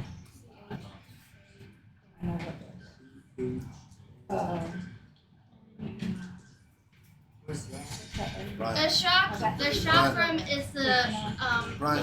it's a circular blade. Yeah, it's the round blade that Zeta wears on the side of her wardrobe. You can look it up. You can look it up. It is it's a kind of an oriental weapon that was used back then. You just had to grab it on one side and swing it in it. It's a frisbee. It's kind of like pretty much. It can be thrown like a frisbee. That is Kind true. of like a boomerang. All right. And lastly, as the 3 of you push towards the front of the wagon, it tilts a bit from your weight on it. A jar rolls out from underneath a bit of canopy. Inside are 3 black mushrooms, they look like. But as soon as you take the lid off, oh, they smell bad. They smell awful. That's what Leyland you were for. And you will be rewarded. We're going to call those... What was the word I was looking for? The word I'm looking for here. Hang on. Oh, I already got it. Okay. Those are called oni mushrooms. They're a type of mushrooms that people can get high off. Pony shrimp? Kind of. Oni. Oni shrimp? Oni mushrooms, yes. You literally become bigger. I'll eat them all. How many do we Each of you get 1 oni mushroom. Wait, what did you say? I was talking to Mario. It'll be easier for me to stretch my neck. I'm gonna have to. Mushroom. Go from a dragon to an actual dragon. Correct. All right, so finally, who rolled 6s for their loot roll? 1, 2, 3, 4. Glory. I will give all of you unique team ability you can only use with each other. We'll call this ability.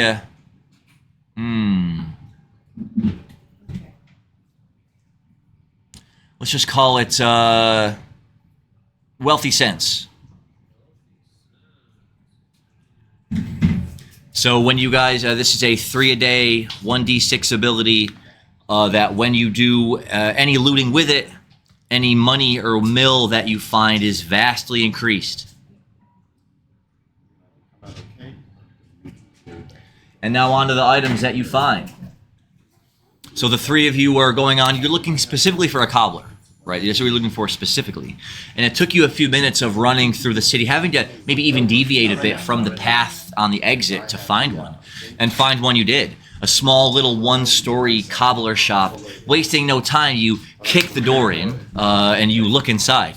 Shoes, boots, soles, foot soles, foot pedestals, stiletto shoes, flat pumps, every single kind of shoe is adorned here on the walls.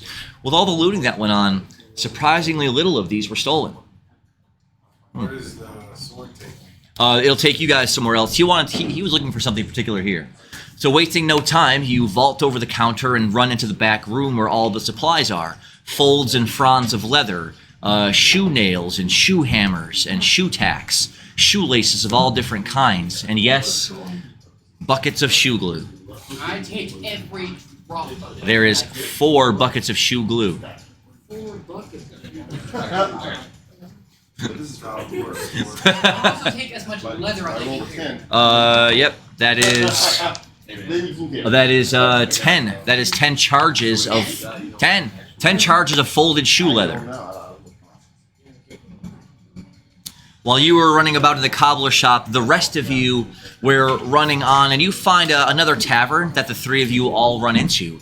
And it was a surprisingly clean-looking... I feel you. We'll write down your EXP checks. It was a clean-looking place. As the 3 of you all walk in, the floor well swept, no damage done to any of the inside, no looting. The candelabra is still there with wax candles still in them. The rusty chandelier still standing from the ceiling.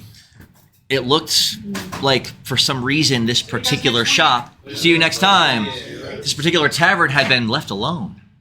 As you hold your sword out, it starts to waver a bit before pointing straight at the carpeted floor. Indeed. Rolling back the carpet reveals a trapdoor. Let's go see what's in there. Grabbing the trapdoor and pulling it open, well, there's a stairway leading down into darkness. The 3 of you go down these dark stairway, and it looks to be a smuggler's hold. So what's there? What's the sword point me to? Well, there's all kinds of stuff on the shelves here. So, first thing, the smuggler's hold is probably the best, because y'all rolled 6s, y'all deserve some goodies. So, oh, that's a 10. So, as far as mil, the 3 of you find 1,500 mil apiece. Good. 1,500 mil.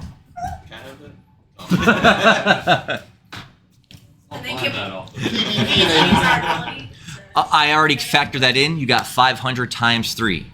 I'll sell you my dragon. Hey, I did that. What's the items? Next, moving on, you find what looks like a couple of jars full of dark red feathers. I'll say every jar has 2 feathers in it, and there's 3 jars. So each of you get a jar with, we'll call them 2 rock feathers.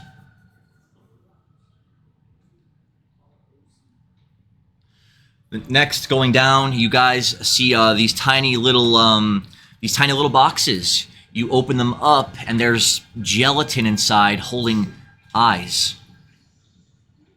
Each of you get 1 wyvern eye.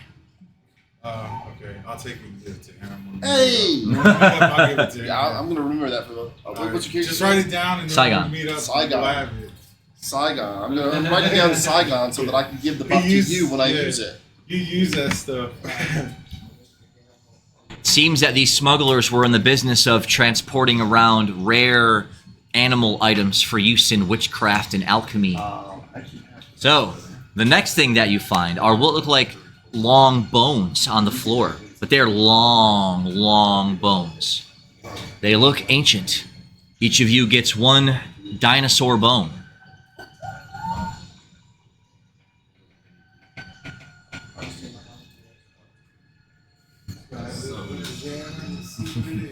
Yeah, I was like, I lose you. Nice. And then after that, there's still more stuff along the walls here. I'll leave the rest for them. Are you sure? Yeah, I think Gaby's waiting on them. All right. Then next. Well, then the 3 of you moving further down the smuggler's hold, you find what look like bottles of some kind of dark pink liquid. Pulling the cork off it, it smells incredibly acidic.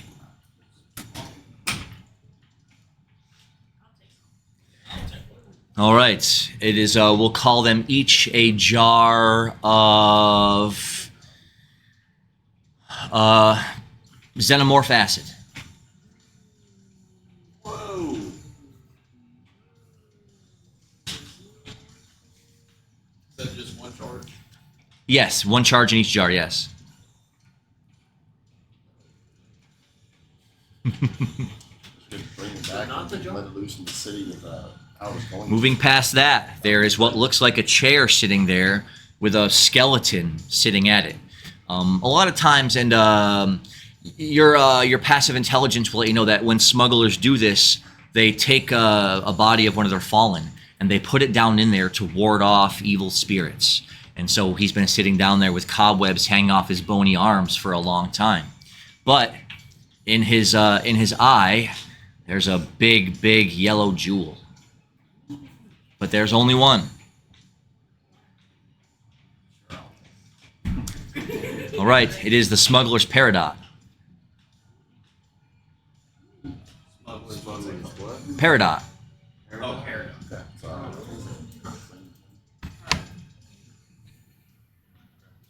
Paradox? Peridot. it's a Just like a Oh, here. yeah. You're not sure, but as you unceremoniously reach over and pluck it out of the eye, you feel some strange power welling up inside of it.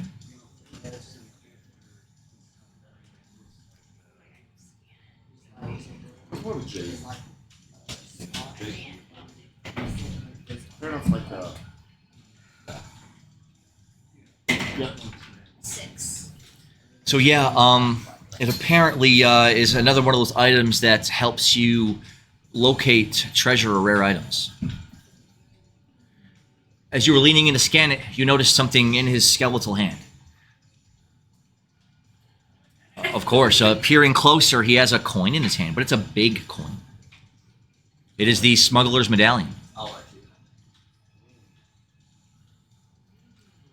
Apparently, showing this to the right people grants you access to smuggling operations. Quest line unlocked. Quest line unlocked. When you're doing a side quest, share boss, come up with No, Yeah. that's the DLC, big dog. That's the smuggler's DLC. All right, and that is all of the loot that you all found as you made your way out of the city. Walking back across the long stretch of stone bridge out into the massacred battlefield of the plains south of Dracorda. It's just the stink of death around you as there's thousands of dead bodies from the huge battle that you had all taken place in scant hours earlier. You then see, of course, the familiar white form of Falcor flying about in the sky overhead. As he lands to a bit of a skirting stop at the edge of the battlefield, Akasha was already there waiting for him. He winks at her. You get 9 experience and 99 mil. He says, Akasha, I knew it was going to be rough, but this is a level of death I haven't seen in centuries. It aches my aged heart to see this much blood and death. The castle flew away. We don't know how it happened. The castle flew away. Incredible. I wouldn't have ever thought such a thing is possible. But I fear we face a graver threat. A citadel in the sky that can strike from anywhere and that can hide in the clouds.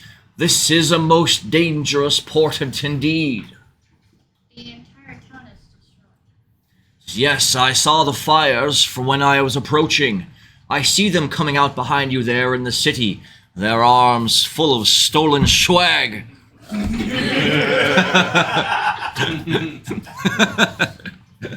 They weren't using it anymore.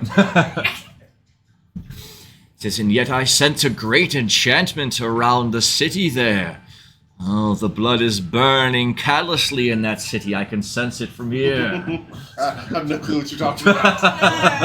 Pick up a penny. The +1 month.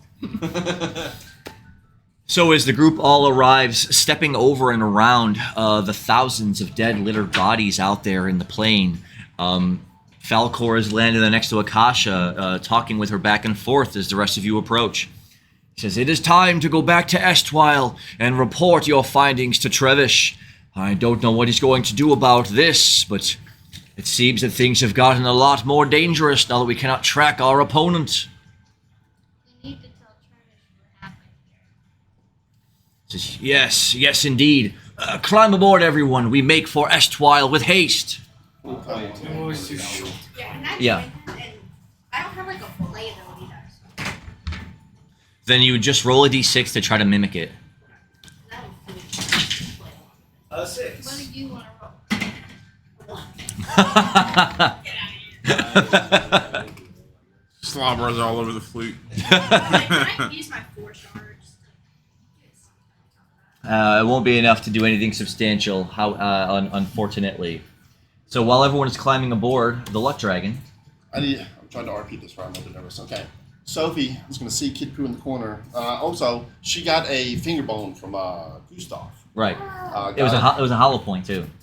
Got it with her. Just imagine a dragon bone straw. Oh, and while she was separated from you, getting her stuff, she's gonna pass you the wyvern eye and the dinosaur bag that she got.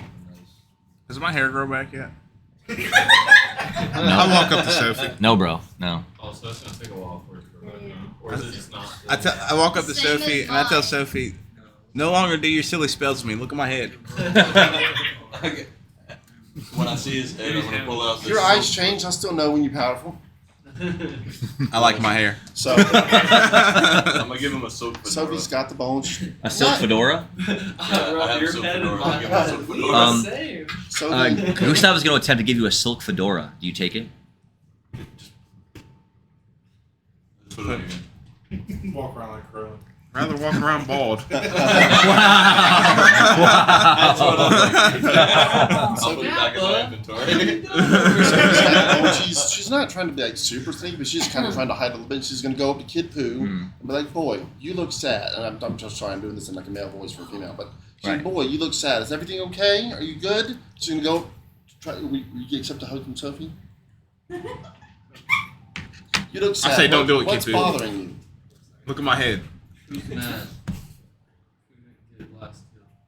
It's okay. Can I hug?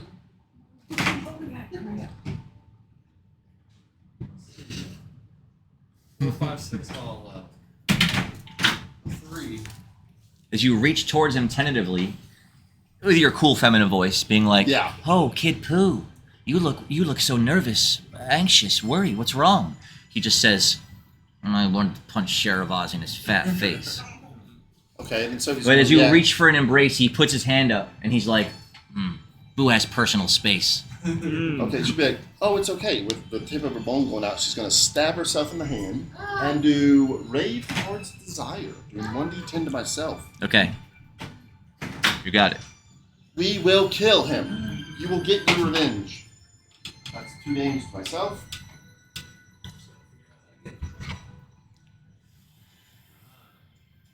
I've never used this before, but I did Rave's Heart's Desire on Kitty. Okay, so everything flashes in front of you as strange visions pulse in your mind. You see a woman, beautiful, long flaxen hair with a dress on, reaching out in panic, a look of worry and fear in her eyes as you see your point of view drifting further and further away. Fire swathed all around you in the sense of falling. It's a woman who meant everything to him. He wants to get back to her. It feels maternal. Can I look? I can only see the woman. I can't see around me. I couldn't see. You saw a hand come up, but it was you had a point of view of looking out in first person through their eyes. Small and it was like a kid. Oh, Yeah. wait, through mine. Right? We Yes. should go back and get her. Is Kid Pooh from this video? No. Yeah, so it's I know we got to wrap up session. I'm trying to think how to do this From right the before we demon wrap up. realm. That's what, yeah. So she kind of poofed me out of existence. So I'll kind of give you a rundown. So Kid Pooh grew up in the demon realm. Around the age of 1, he was kind of unanimously decided to be banished from his level of the demon realm to a lower level of the demon realm, where all the rowdy and less fortunate people were banished to. So in the last attempts to save Kid Pooh, his mother,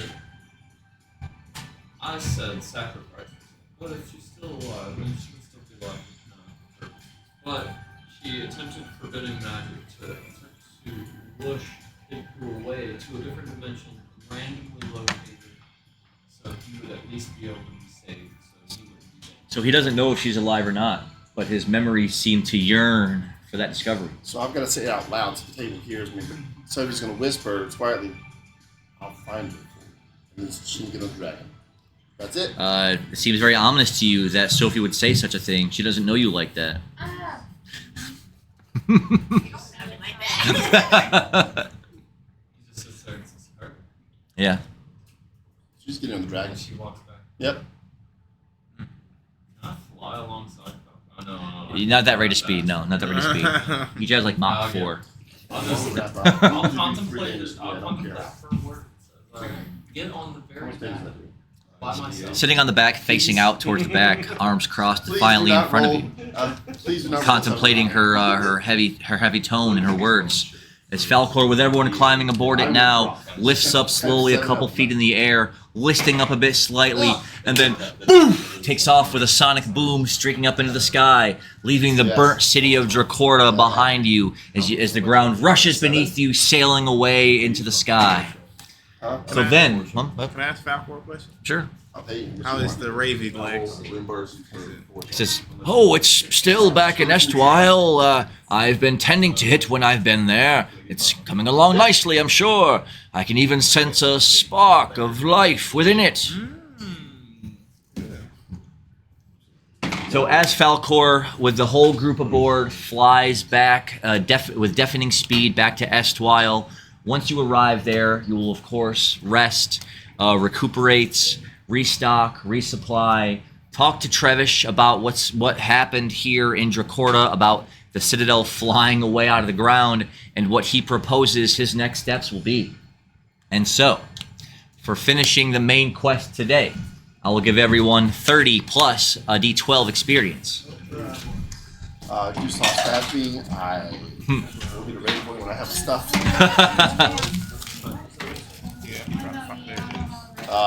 Low MP, high HP. Is that how we're doing it? No, it's low HP, high MP. Yes, sir. Hey, this is out of 60, man. This isn't the only one. Sure. Oh, I got Was he outside the city? No, he was out and about.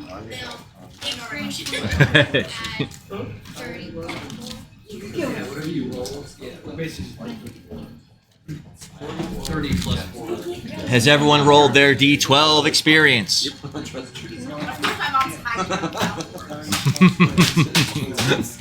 long as it's grand. Yes, we, in the very first session, our good Ravy boy here, in a stroke of unanimous genius, used a legendary item to summon any monster from any realm that he so desired. With incredible foresight, he summoned Falcor to this world to be the flying mount for the group. And here he is in all his 3D printed glory. He's a wise, intelligent dragon of many years. And he loves honey cakes. I gotta get more. He does love honey. Anything with honey on it is great. Yeah. So does everyone roll their D12? Yes. All right, next, everyone roll, for all the people who came out to play tonight, everyone roll 15 D6s.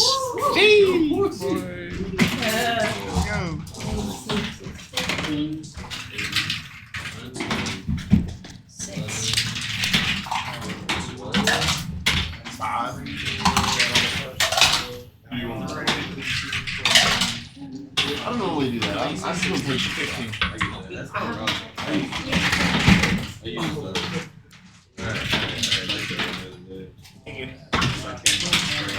So good.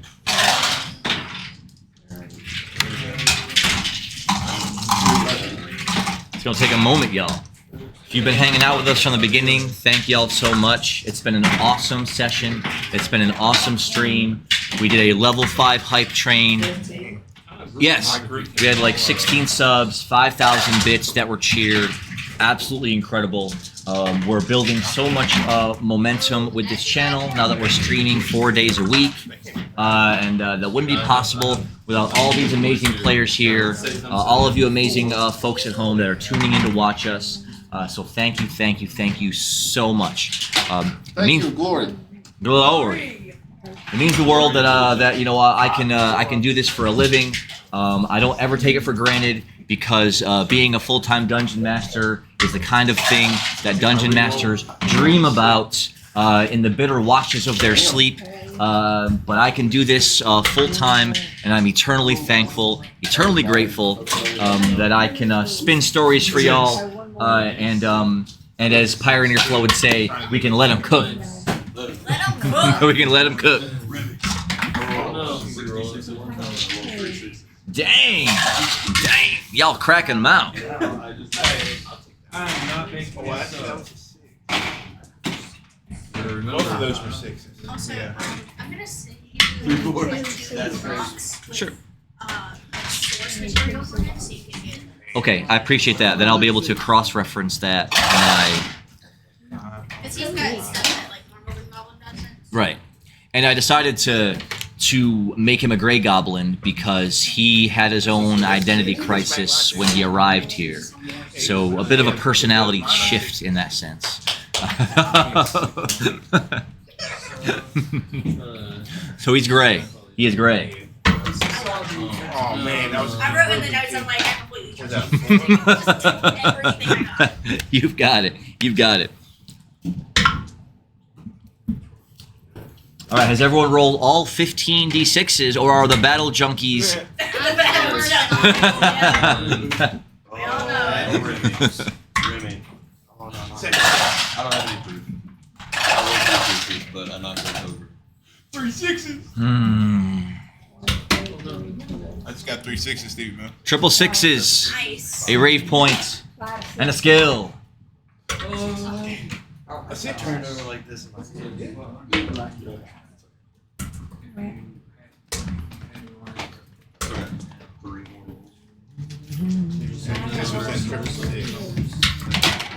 There was a plan. I know I wasn't trying to take up everybody's time today, but I was like, Oh, no, it was great. It was perfect. It worked out good. Everyone got something good and something bad. and then with the spells you've given me, there's a lot of stuff to combat. Sure. Oh, and that's when I was thinking of when you gave me a pitch the idea of the Right. character. I was already thinking mechanically how to give you abilities at the start and then give you compounding abilities, because that's how I make the characters. Right. I make them all like that, so that you can think about what you want to combine with each other as you progress. So. Yeah, because like I'm stuff with the zinc high, I'll I take this out. trying to get myself low. So when I didn't roll, These low enough to are all get my myself sixes. low, I was like, stab.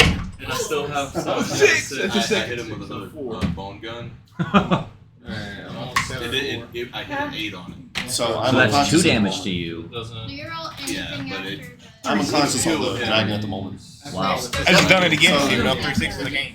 So I used the 4 shot. Are you all battling those dice an appropriate number of times? Meaning, when you throw a dice in with 3 other people, that dice is being battled 3 times, Yes. All these and then you're taking them out. All these are. All right. Just want to make sure. So Better not be any 8th round dice in there you're battling your 1st round dice with. Just saying. They're out. Okay. Just saying. when we start next week's session, Sophie will, I assume, be unconscious. No, because the flight takes hours to get from Dracorda. From Dracorda to Estwile, the flight is about 4 hours. Is that instant death now, or is it like death saves? Because I'm below 0. Oh, then why don't you have? He just stabbed me and I went below 0 health. Well, I used my 4 You have an shot, automatic, so you only took 4 damage. You were at 7. You're not. Oh yeah, you did. No. You casted re-raise on him? I have No. a passive. I used Sorry, I took I it used down. a 4 shard, so He he only used took a 4 4 shot. damage, not 8. Yeah, so I'm not Okay. unconscious. I'm at 2. Okay. I'm sorry. Then you're I'm sorry. bleeding out, critically injured. Okay. Yeah, that's gonna be a 3 healing herbs. Okay. I'm trying to find that skill. I got a lot of people to sacrifice for next. Yeah, proc ability revives ally when HP. But I was at 2. And that's rave re-raise. But that is that's a spell you have to cast on them first to give them the re-raise buff. Gotcha. Right, and then once they die with re-raise in effect, they come back automatically with the 1 HP. Yep, and then I just used 3 healing herbs. I rolled a 4 on my thing. So that's MP? Yep. Okay. All right. Has everyone finished rolling their 15 d6s? Yes, last one. All right, next. Everyone roll. The receipts are in effect, y'all. The receipts are in effect. Everyone roll 4 d10s. 10. 10. 10. 4. Yes. 10. Roll it again. Another 10. Make it at 15. Roll it again. 15. 15. Really, are you? 10. Dude. 10. 10. What's a 9? Son of a bitch. 4. 9. And which one? You got 3 more. Oh, I don't know. 4 D10s? Yes.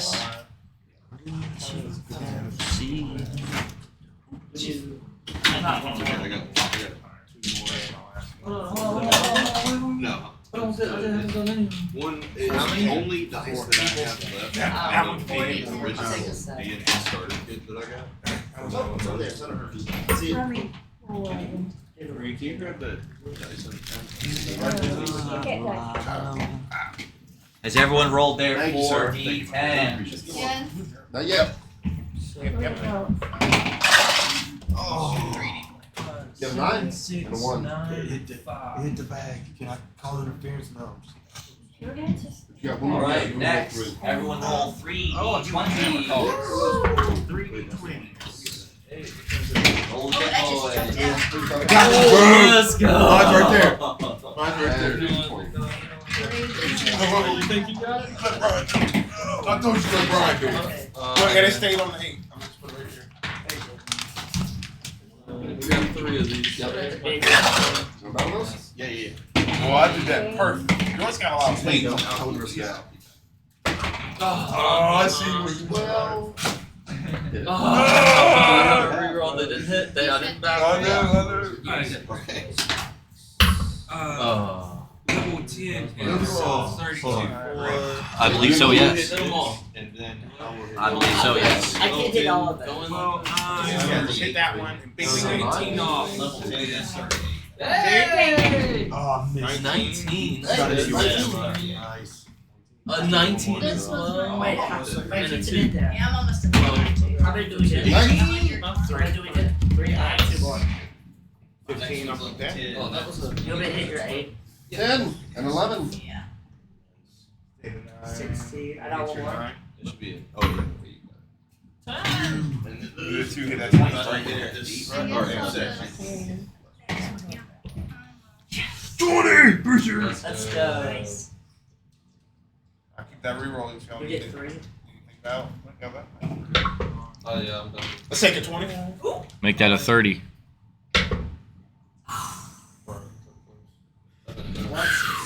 You get a rave point for hitting your 666s, and I'll give you a skill. Yeah, 61. It passive or It's a passive. We'll call it 6 Shatter. I got a lot of 6.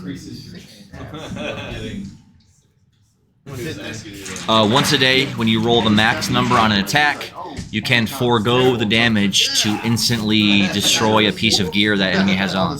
Let's go. So max roll.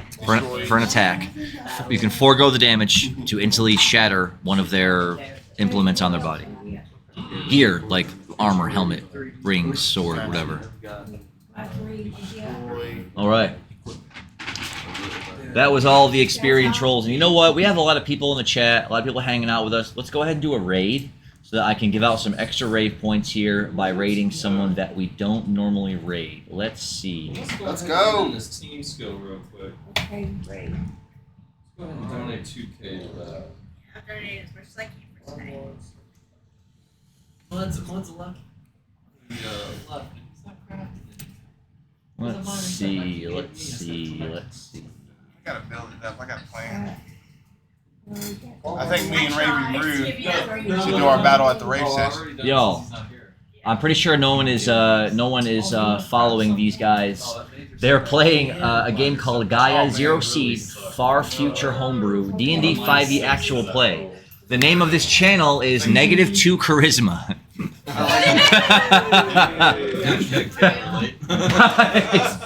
So, we're going to do a raid to -2 Charisma. If you guys are in the chat, hang out. As soon as you follow them, go ahead and give yourself a rave point. Show them some D&D love. Drop some D6s in the chat. Command them to roll it again. And show them some support. And I definitely appreciate everyone. While the group on Falcor's back heads back towards Estwile, more questions have arisen than answers. Where is the floating Dracendium Tower now? What is Sheravaz's grand plan as he floats ominously above the world somewhere? And how will you find him? And what will the landscape of that battle look like? We'll find out all those things and more next time! Let's do the raid.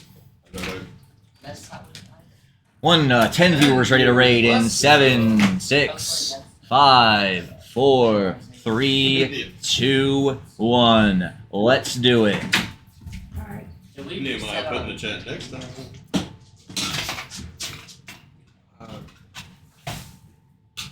Make sure you give him a follow, y'all, for that raid point. Remy, does my experience number be Is it 3,200? It's What is it? 38. Well, it's 3,800. But I took a picture. 7,000? How do you have 7,000 experience? No, not. No way you got 7,000. That's more than me. Why are we cheating, big dog? I didn't cheat. I was adding up my numbers. That's more than me. You accidentally messed up on Hattie. Alright, let me. Alright, number 8. Number 10, you get what? Hey, shout out to Steve. Raise charismatic stream on Twitch. Oh wait, I don't know why I'm here.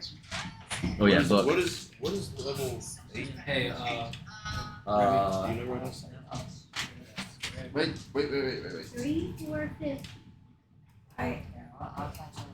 Did you give us the rating on it yet? Yeah. What? The I'm rating. at level 8. We rated, yeah. Are you on your phone on the Twitch? Okay. Yeah, you love it. Was that Oh. y'all have a good night. Have a great night. We'll see you next time. Woo! Let's go. Do we reset our HP and stuff? Not yet. I gotta level up. So if this campaign goes on to where we can What's the next one when you get number 10? 10 what? The next, I mean, fun stuff. thing on it. What's the, That's like my whole $3,000. I'm only Oh, gonna for do experience? it. Level 10 is 3,800. 38. Yeah, 3,800. I already told you that I'm bored. I'm on game. Like I'm on board for. Some people will not betray the party. I just don't do that as a person. I agree. That's good. I appreciate I'm that. pretty sure. Because you know, it's no fun to have Oh, it's only putting a whole lot of work I can't down promise on my things. level. Wait. You're at 3,000. Stop. I said I can't promise Lila won't abandon the I party. get that 20%. What's going on? Oh, you have the green dot.